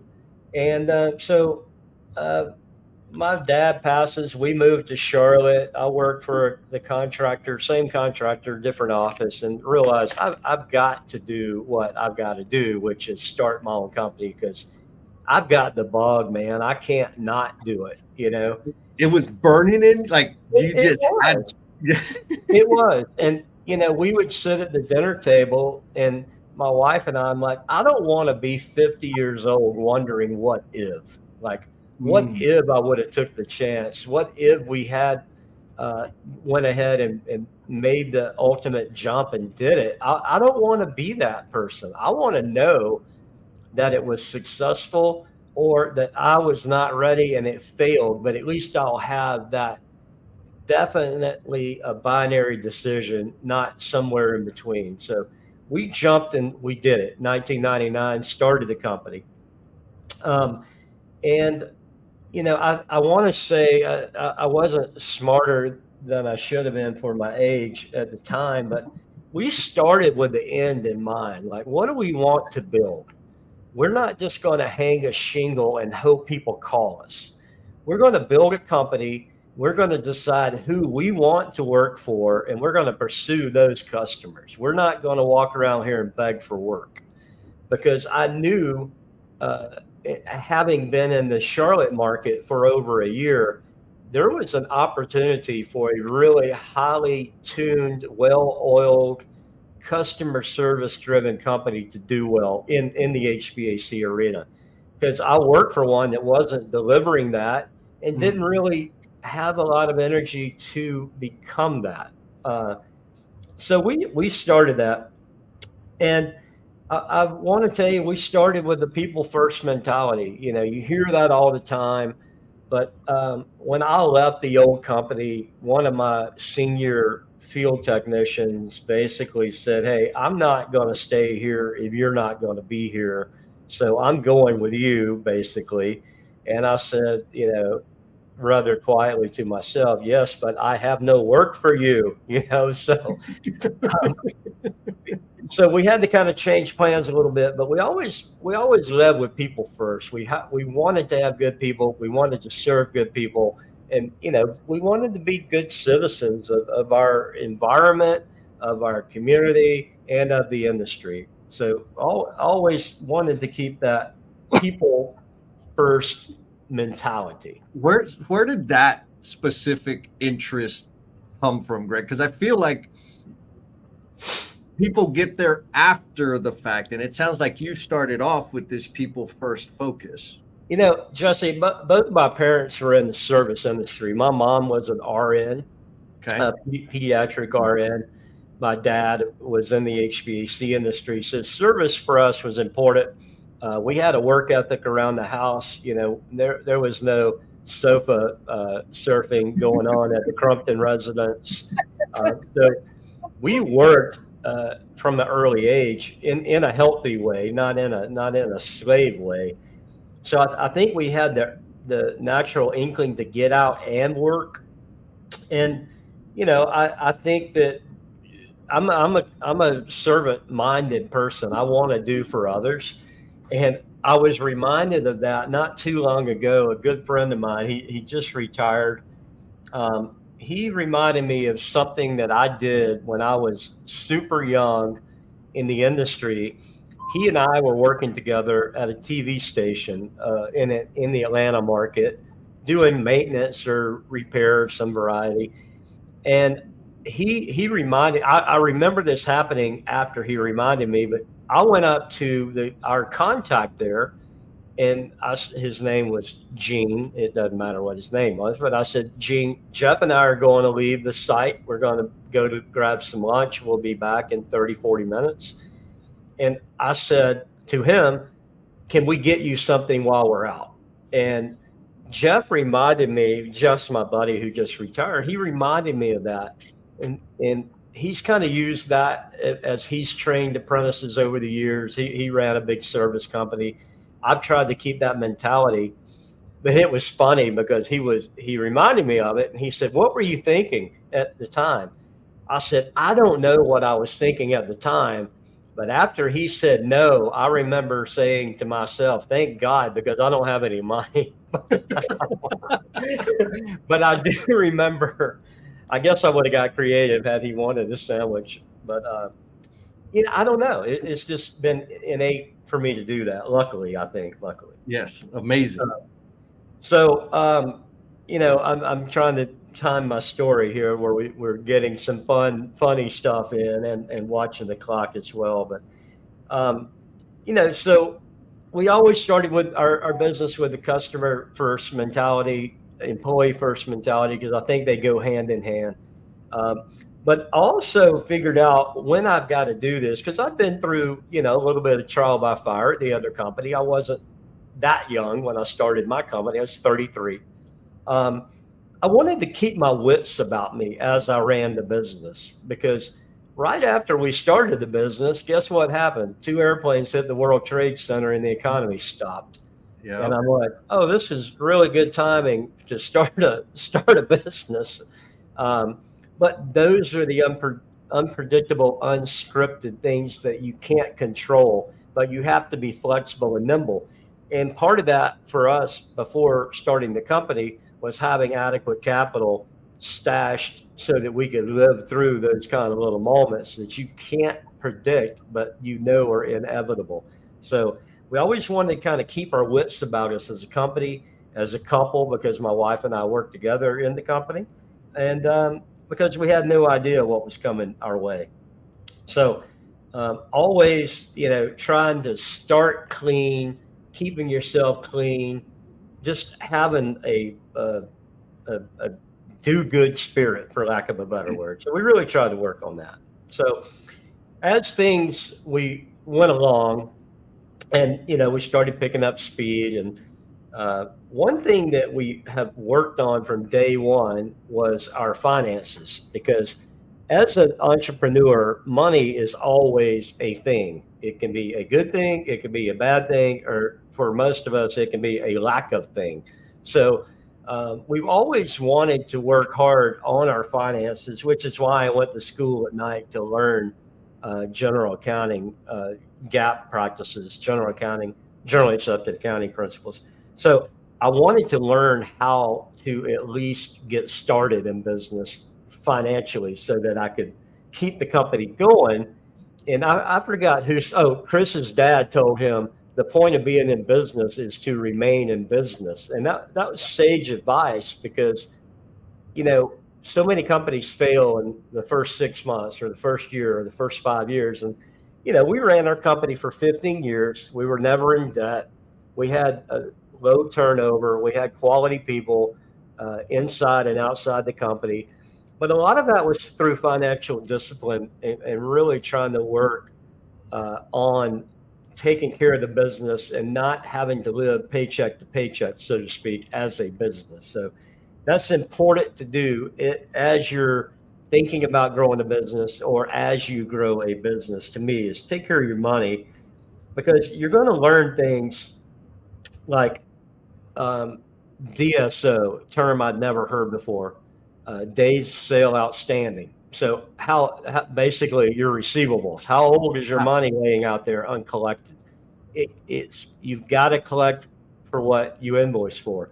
Invoicing, another thing that contractors and small businesses are not very good at. But if you provide a service, you must invoice quickly, because the quicker you get an invoice to a consumer, the more apt they are to pay quickly, because it's fresh in their mind. They don't have to wait 30 days. Like my crazy industry is the worst in the world, I believe, about invoicing. But, by the time you get a bill, you're not hot or cold anymore, and it's not as important. But if you invoice timely, they had a good exchange, they're going to pay you quicker. So, invoice with gusto, collect with vigor is two of my favorite things. And talk about money. Salespeople, as you will become an entrepreneur, whether you're a salesman or not, or a saleswoman, you will become so as an entrepreneur. You got to talk about money upfront, and you got to talk about money often, because things are going to get into the fan every once in a while. The poop's going to hit the fan. You don't perform well, they don't perform well, or whatever. But if you've already had the conversation around money when a problem does arise, you don't have to break the ice about money, because you've already talked about it. Here's how I'm going to invoice you. Here's how you're going to pay us. You have those conversations early in the relationship, and it will benefit you as you go forward, in my history and in my findings. The other piece of the equation, finances removed, we've already covered that pretty well, but your other professional relationships are so important. Your banker, have a good relationship with your banker. Your attorney, because you're going to get contracts and things you think you might know kind of what it means, and Google might point you in the right direction. But when it's your money and your livelihood on the line, go ahead and pay an attorney. Have a rapport with somebody you trust that you can afford to review stuff and ask questions, because there's a big difference in how you collect money in different states with lien laws, LIEN laws. So you've got to understand all that to take care of yourself, your family, your employees, and their family. Because, I often said, I didn't have 40 service technicians and 40 whatevers. I had 40 families. I've got the mom or the dad, but then I've got Little League, I've got Boy Scouts, Girl Scouts, summer camp, cheer, whatever. You get all that. So you really have to look, for me, I really have to look at the family unit, not just employee number 112. I got the whole damn 112 tribe. So always trying to keep that handy. And, take care of your suppliers. Take care of your partners. If you get a job that has some margin in it, tell your partner, hey, man, get yourself an extra point on this, because there's going to be a day where you need to go to him and say, I need a point back on this because I missed something. Or you want to build that symbiotic relationship with your suppliers, that you help each other, you give and take. As my wife and I were part of a dog rescue community, and I've had to call some of my suppliers in the past and say, hey, I just got a 53-foot truckload of tractor trailer full of free dog food for the Humane Society. I need to put it somewhere until I can get it distributed. I called one of our better partners on our supplier side and said, hey, can I borrow some warehouse space? And the answer was automatically yes, because he was our guy. He took care of us, we took care of him. So developing those business relationships, not looking at people as a vendor and beating the crap out of each other on price and on availability. Go have lunch with these people, get to know them, make them part of your team. Even to this day, we work with a brilliant insurance company at Service Logic, my day job I'll represent. We work with a brilliant insurance company, big insurance company, but we have, a group of people who take care of our account.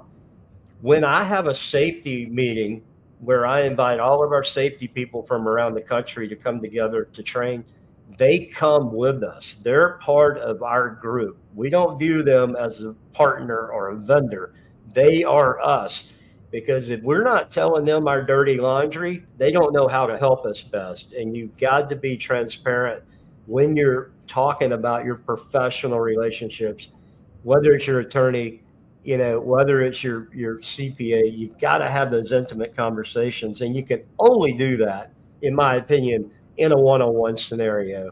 I love Zoom, I love Teams, all that, but breaking bread where you can sit down and look at somebody in the eyes. I proved it again this week in Phoenix.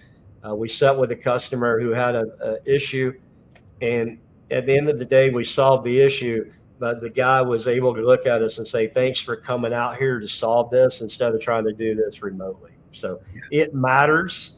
And I think the last kind of thing as an entrepreneur, that as you're setting yourself up to exit the business, you want to sell the business, you've decided for whatever reason, timing, age, health, whatever. The holy grail of this business is recurring revenue. What are you doing in your business where you're creating a stream of income for your business so that you're not having to be out reselling everything every day, every month, every year? One-off projects are great. They're like, they're really cool. You get $1 million project, you're going to make 10% on it. You think everything works out great, you might make 10%. But guess what? The day after it's paid, you're done. There's nothing else coming. So if you're able to build yourself in a model that you're connected with that customer through a maintenance agreement, through a performance evaluation, through some kind of well baby checkup program where you're tied to that customer and you have that constant revenue stream, when you get ready to sell your baby's going to be worth more money because there's a constant revenue stream associated with it, as opposed to me and Jesse out hitting the street every day looking for the next opportunity. So those are kind of my top 7 or 10 things with the 0.5s I added. But, going from the service truck as a HVAC guy, electrician, plumber, welder, nurse, whatever, all the way through building a company and getting it ready to become a sellable asset is fun. It really is. But it's the hardest thing I think that you're going to ever do is to be a business founder and developer and runner and a seller, because every one of those modules is like a different life. Your company goes through stages, just like kids do developing, just like we do as humans. There's chapters of the book. There's the startup chapter. There's the early growth. There's the catching your stride factor. There's the adolescent factor. There's I'm out of money factor or chapter. So you have all these modules that you have to work through, but build it clean, do it for the right reason, take care of your finances, take care of your people, and build a program that's repeatable. Greg, when you said the modules, like I'm just over 18 months into my entrepreneurial journey. The things that I have, I'll say it this way, the skills that I have had to learn that I didn't know I had to learn far outnumber my expectation, right? Like I just thought, get some work, deliver service, and collect money. It's not just that. And so thinking about it in terms of modules is like, oh my God. So there's two buckets of modules for me. One is the buckets that every entrepreneur needs to learn. All those modules, we all got to learn them. I think everybody up here's way ahead of it in terms from where I'm at right now. The other bucket of modules are the things that I've learned about myself. And so before we transition over to Mr. Joseph, what do you think about that idea, the modules of learning, discovering about one's self through entrepreneurship? For me, or was that for Joe? No, it's for you, and then we're transitioning. Without a doubt, your self-development along your journey has to match the journey. You're going to have to invest in resources, whether they be coaches, whether they be peer groups, whether they be, AA, whatever you need at that phase of your business, you have to invest in it.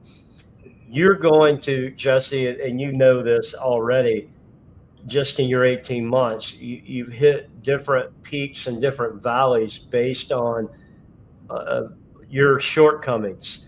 And what do you need to go get to shore up and level up? I think is the word Joe used earlier.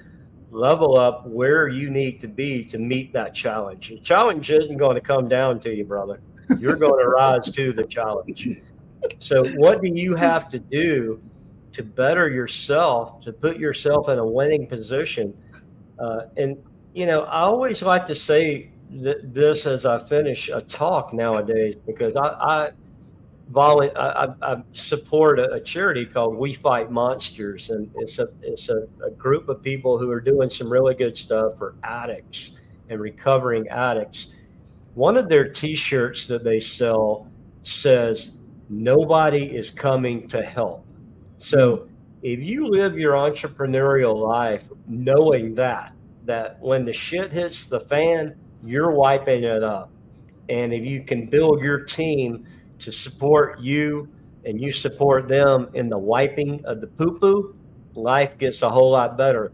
But you have to bring yourself up to that challenge. It's not going to come meet you halfway. Beautiful. Mr. Greg, thank you, sir, very much.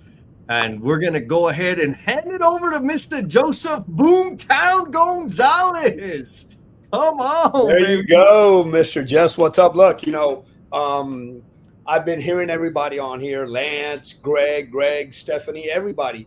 They've been amazing. The value add information that they've been providing, it's something that they can't get anywhere else. This group on this panel, I stepped out for a couple minutes and I had to get right back on, because I said to myself, if I don't listen and learn, I'm going to stay behind. And the last thing I want to do is stay behind. I want to stay up to date with all the information, everything that everyone has to say. And it's just amazing what they said, how they spoken. They're so eloquent in the use of their words. And one thing that I bring to Greg, Mr. Crumpton, you said you were built to be a servant. And you know where that starts, right? At home. Because your parents taught you how to serve. And my dad is one of the things that brought me on my leadership journey, was his words to me were always, doesn't matter your title, position, or compensation.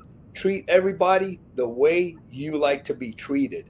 And this was from a gentleman that had a second grade level education, didn't speak the English language as my mom didn't, and worked for 25 cents an hour in this country in a factory. And he built himself up through resilience, grit, challenges, obstacles, journeys, right decisions, bad decisions, and all these other things that came about to make him a people person. He was a person that can light the room up no matter what happened, no matter what he was going through. If he was dead broke, he'd walk into a room and that room would glow and say, man, I wish we could be like him. And inside he's saying, dude, you guys don't want to be like me. I don't have a penny to my name. I'm dead broke, but you know what? I'm going to continue treating everybody with integrity, dignity, respect, and the best of everything. And he always told me, a lot of people use, no, you have to define your why. And he always told me, yeah, you can define your why. But remember, what's going to take you to that next level is define your give. What do you give to everybody else in your life that you can't never give back? And I defined it very clear. I'm clear on what I defined. And I said, the number one asset in life is time. If I give you 5 minutes of my life to listen to you, I can never get those 5 minutes back. So that's one of the things that I push to all these leaders that I go see. I tell them, look, the number one thing that you guys as so-called leaders, because you have a title, have you ever gone and walked the halls and see what your folks are doing, what they are going through with their life? How are they showing up every day? Why are they not showing up? Why are they not engaged? What are you guys doing to make this workforce better? What are you guys doing for that famous ROI, like you guys say, return on investment? Maybe in documentation and your data looks good, but your people are dwindling. The turnover rate's at 25 to 30%. You're making money, but have you ever thought about the other phrase that I use is your ROPI? And nobody ever figures that out. What do you think that is? I know you guys should know. I just said return on investment, right? What does P stand for? People. People. Return on your people investment. What are you guys doing to empower your people to grow your return on investment? So, and the thing that everybody says, and Greg touched on this, it's all about people. But when you look at a lot of large organizations or even smaller organizations, they are profits over people. And they don't understand the concept, or they fail to understand that maybe they generated 100 million, 30 million, 50 million, whatever it is in revenue this year. How about if you would have focused more on your workforce? Don't you think that'll show up? The bottom line, dude, is your people. That would have shown up on that data that you so claim. Oh, we made 100 mil, but you know what? You lost 30% of your workforce. So that 100 mil, now you're going to have to train new people. And if you don't change your ways, you're going to lose that 30% again. So why don't you empower, motivate, mentor, and do everything that you can to make sure your people want to be here, not that they have to be here. They want to come to work for Jesse because they know Jesse is the man that's going to treat them with dignity, respect, empower them, mentor them, and build them up and let them be themselves and be the best version of themselves. So anyways, if any of you guys know. I love your passion, Mr. Gonzalez. I just love your passion. But I was going to say what you have just said is the result of why we have the situation we have right this minute. You're right. Exactly. And it's funny and it's great to hear how everybody understands that concept. And you know how many people walk in the office of Stephanie and they don't understand it? They said, no, how could that be? And I tell them, it's very simple, man. What have you done? And I really talk regular language. You know, I can talk professional and, you know, all the lingo that they want to hear. I had a CEO, a short story. I had a CEO that I walked into. This guy's been a CEO for like 20-something years. He's making pretty good money. And at the end, when I talked to him, I said, well, you know what, dude, that doesn't work that way. And the office looked at me. And one guy, when I walked out, he says, hey, man, nobody's ever called that guy dude. I said, well, you know, and I said, you know what the problem is? I'm not anybody. I'm Joe. You guys brought me in for one reason, because there might be something going on, right? So if you don't let me be free to be myself and perform my duties, you have the wrong guy. Because I like to be transparent. I want to be very clear. And I want to be able to communicate everything that we have to communicate. But you have to let me perform my duties. And I've walked away from an organization because they want to try to muzzle me from asking the questions to the people that I need the answers from. So I back away because I said, then you don't want me to do my job. So when I don't show you results, you're going to say, oh, but you didn't achieve your results. No, of course not, because you didn't let me achieve my result. So I back up. And me as a leader, I'm responsible for me. So I'll accept all the losses and I'll give everybody the wins, because that's what I was born and raised on. And in Greg, it starts from the house. So that's I'm proud that you said that. But anyways, I'm Joseph Gonzalez. I bring the boom every day. I have a company called In the Game Group. Why in the game? Because there's only one way you can win in life. You have to be in the game. And, you know, when I walk into organizations and they say, well, you know, what do you think about leadership? And when I hear that question, Jesse, it's one of those things that I say to myself, you guys have been running this organization for X amount of years. You guys have been doing X amount of trainings, mentorings. You've been generating all these great ideas that everybody has when they sit down in a group of selected individuals, not in a diverse group, so that they hear the reality of it. Of course, you're going to get the yes people, because that's where they're going to be receiving their money. The guy that signs the checks at the front of the table, and all his goons or people that are sitting there are the ones that he handpicked, so that they can say, "Oh yes, boss. Oh yes, boss." But what they didn't know was, in one of the corners of the table, you know who was sitting there? Joseph Gonzalez.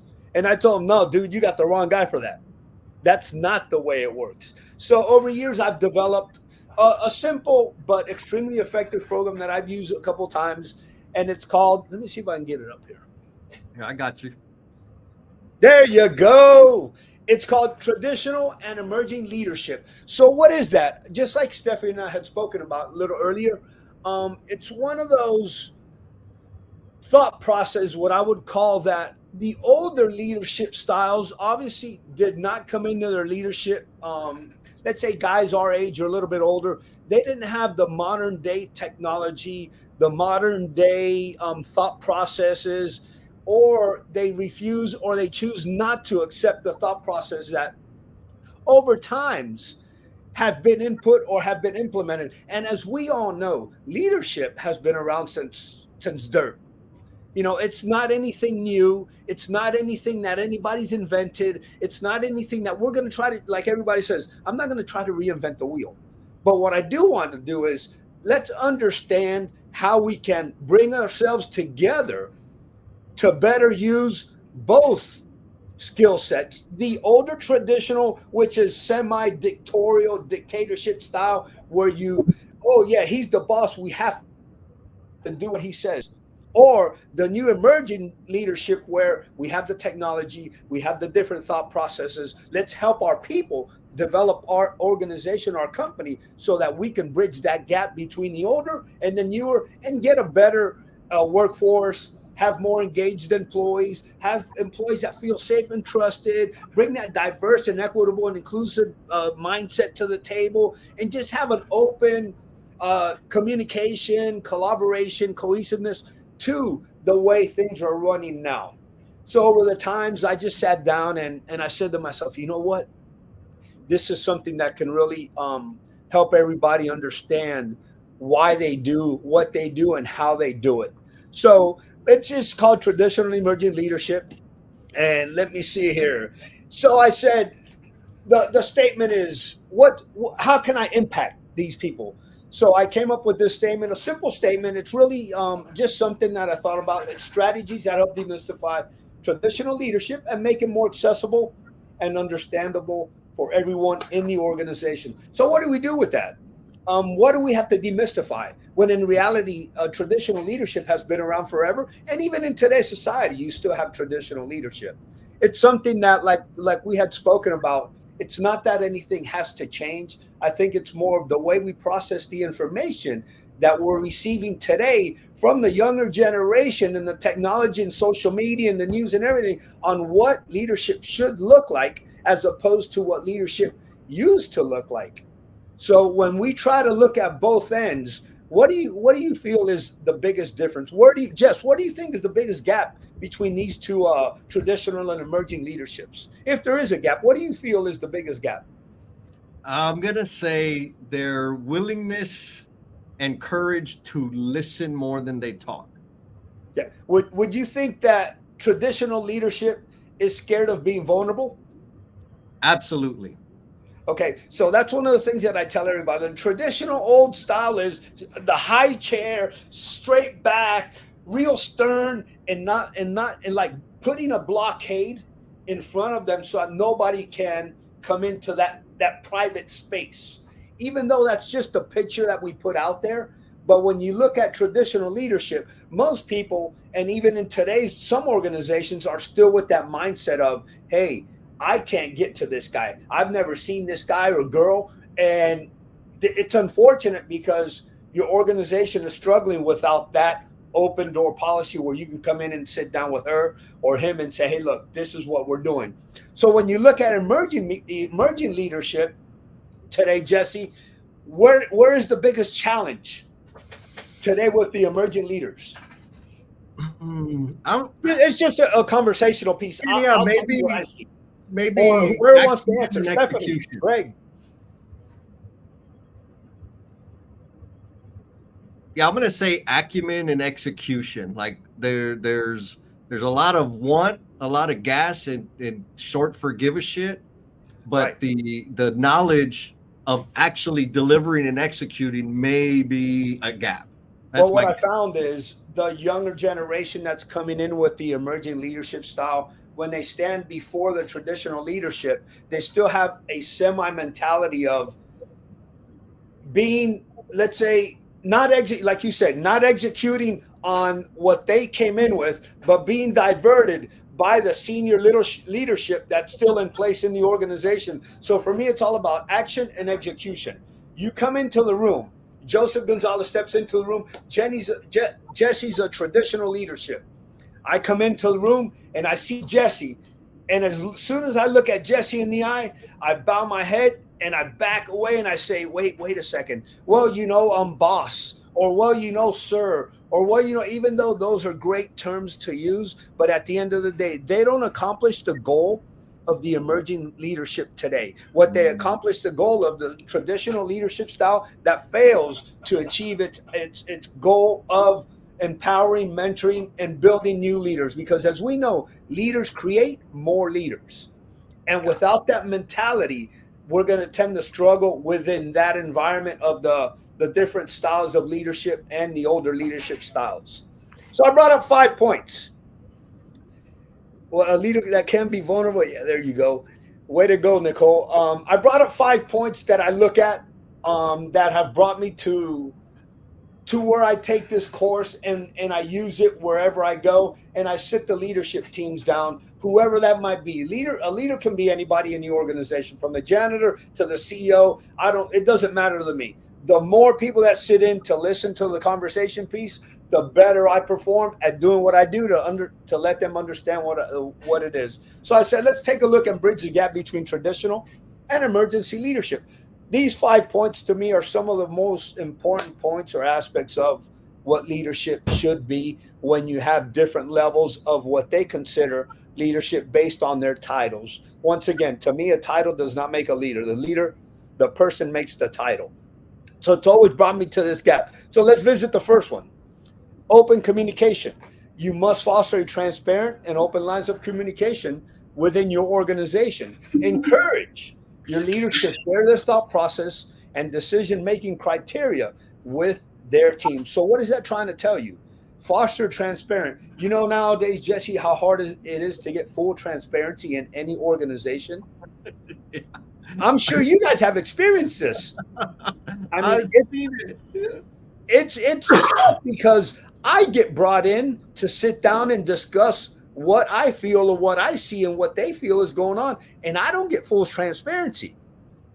So my question is always, okay, what do you want me to do then? Yeah. What do you want me to do? Because if you're telling me that this is this way, but I'm looking at this and at this and at that, gentleman, they're telling me it's something different. Where do we start? How do I get to how do I help you get to where you want to go? Yeah. I can only guide you if you provide me with full transparency and the information that I need. I'm not going to push you there. I'm going to help you get there. That's what I'm here for. So when you see transparency, for me, that's a major, major point. The other one is a lack of communication amongst everyone. Everybody has an idea. Everybody has a thought. Everybody has a process, but nobody communicates it. So I'm supposed to read Jesse's mind. Jesse, I know what you're doing right now, buddy. I'm reading your mind, dude. I know what you're doing. Lo and behold, I don't even have a clue what you're doing right now. And you know what? Until you don't communicate that to me, there's no way in the world that we can get down to the bare essentials of the bottom line so that I can help you guys out. Because at the end of the day, these two components are essential in any aspect of life: full transparency and communication. So when you think about that, the other key component is your thought processes and your decision making.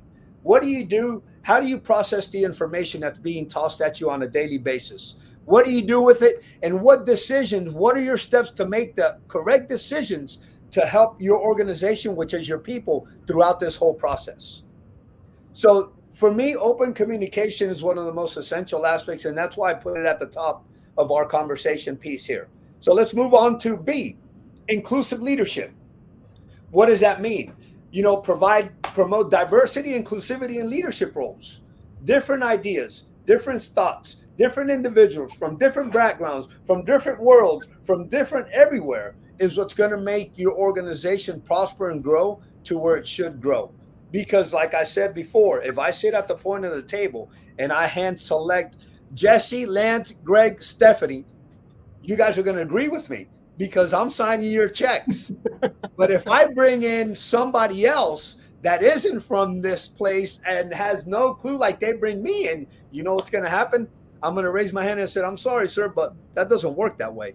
Or at least while I'm here, it's not going to work that way. And I challenge the process every single day because I understand that most organizations are operated or run by individuals, or some of the organizations, because a lot has changed in the last 20, 30 years. But a lot of organizations are still being operated with that archaic leadership style of you're not allowed to speak up. You can't go against the grain. You can't go against the flow, and you just have to agree. And to me, like in life, only dead fish go with the flow. So, and I'm not a dead fish, dude. Yeah, it's true.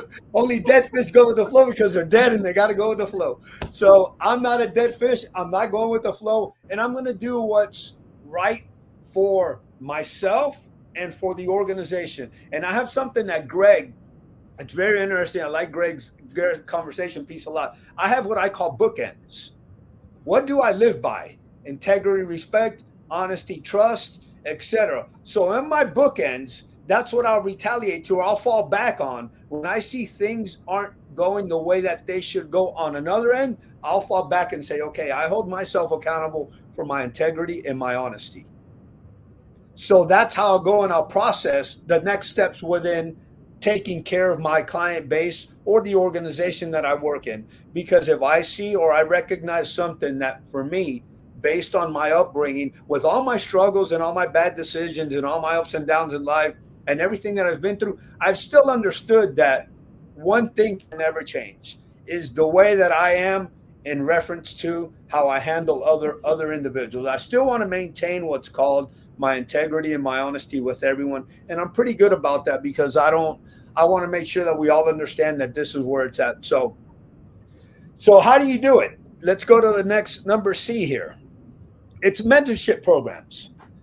If you see that you have traditional leadership and there's new leaders coming on board, the first thing that you want to do is prepare yourself or get some mentorship programs and start bringing in those new leaders and start teaching them or showing them the path that you want them to take based on what you know over the experiences of the leader. Obviously, a leader that's been a leader in a CEO, let's say for 25, 30 years, is not going to process or think the same way as a leader that has just come out of college and is a 23, 24-year-old young man that has an MBA in whatever field they chose, and now he's taking on a leadership role. I apologize, this is my oldest daughter, but now he's taking on a leadership role. So my plan has always been, what do you guys have in place in order to help these young individuals that are coming into your organization achieve the same level of excellence that you guys have achieved over your career? And once again, I'm pretty clear. I said, I don't want them to be perfect because there's no perfection. But if you chase perfection, you can always achieve excellence. So I tell them, what are you guys going to do to prepare these individuals to take over your organization once you guys decide to phase out? And what does your phase process look like when you decide to go that route? Do you have anything in place to prepare these individuals?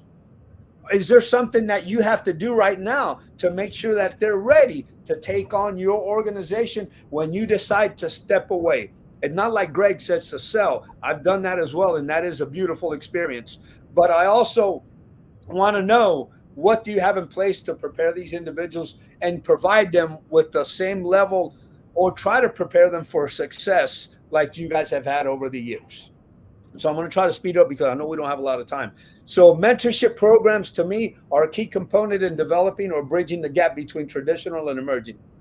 So the workshops, what workshops and training programs do you also have in place to help these individuals not only be mentored, but now be skilled up and leveled up to the level of the organization so that you can get them ready not only to take it over, but to continue to successfully scale it over an X amount of time frame.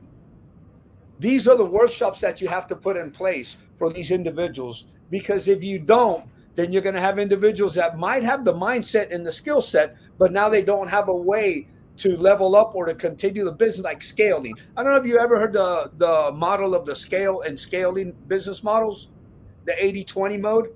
Everybody comes to me and says, I have three things. And this is a little off topic, but it's similar. They tell me, no, I want you to grow my business. Okay, cool. I can grow your business. Give me unlimited finances, unlimited workforce, and unlimited ability to do whatever I want. I'll grow your business. Now, what is that going to do? At the end of the year, your profit and loss is going to look ugly. Now, oh, no, well, no, what I want you to do is scale the business. Okay, well, this is where it gets tricky, because there's a difference between scale and scaling. Scale is the 80-20. 80-20, if you want me to scale it, you want me to spend 80% of my time managing your workforce and only 20% of my time growing your business. That's what scale is. Now, if you want me to your business to be scaling, you flip that around.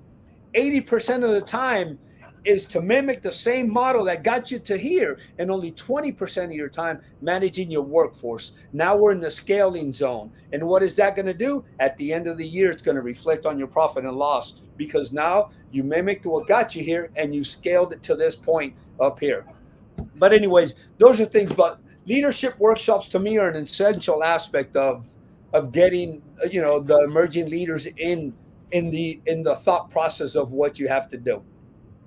So reverse mentoring, this is where it gets tricky, because this is now the opportunity to the young studs to come in. Studs, I mean guy and girl, young stud or studette, to come in and tell the traditional leadership, the older guys, how it has to get run.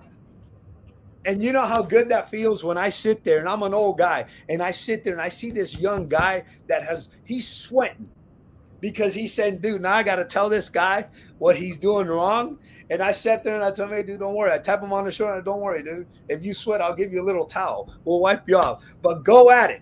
So then he tells the older individuals, look, this is what I see. This is what I think should get done.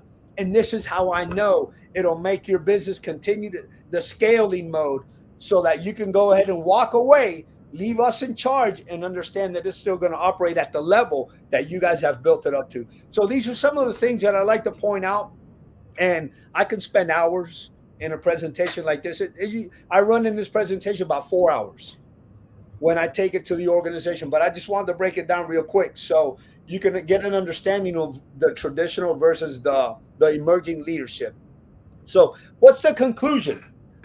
Like traditional leadership, it's rooted in established structures, can benefit from demystification by embracing adaptability and inclusivity. Conversely, emerging leadership, often associated with innovation, must draw on timeless principles to ensure balanced and effective approach.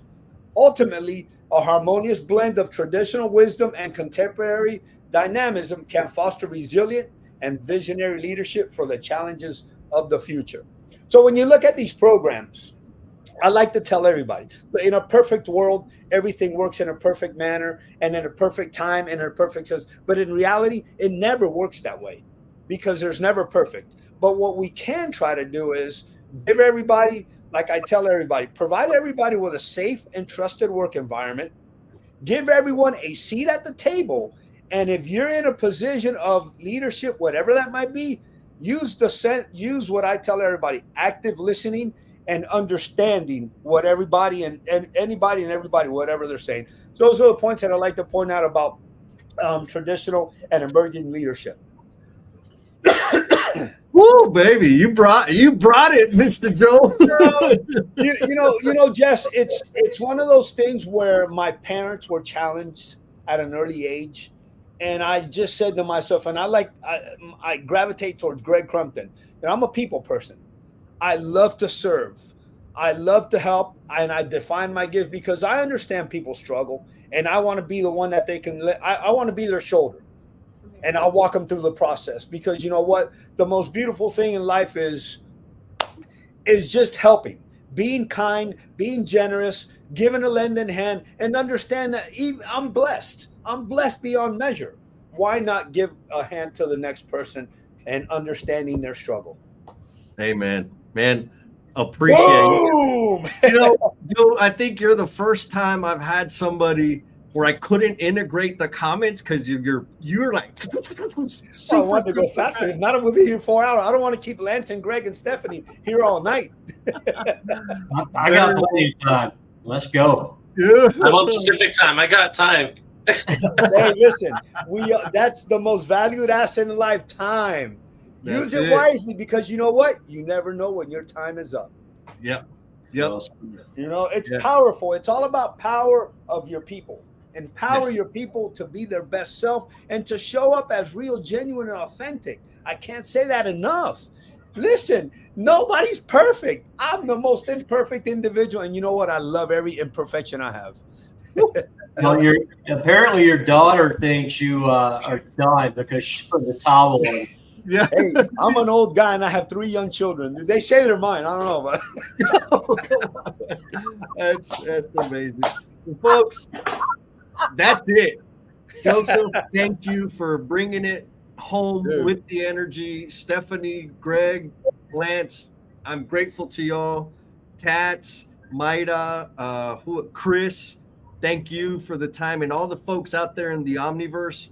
I appreciate the amount of time that you gifted us with, and I appreciate, maybe this is a premonition, the fact that you're going to be sharing this content with your people. Because there is some super actionable information, takeaways. Yes, I know it was a 4-hour marathon, but it was gain. Like I got real gain that I need to go put into practice. So, folks, thank you all very much. And Jesse. Thank you for hosting. Hey, just if anybody wants the slides that I have, send me an email to Joseph at In the Game Group, and I'll send you the whole program. Thank you. All right? yes, Great job, guys. In the Game Group. Boom! We're bringing it.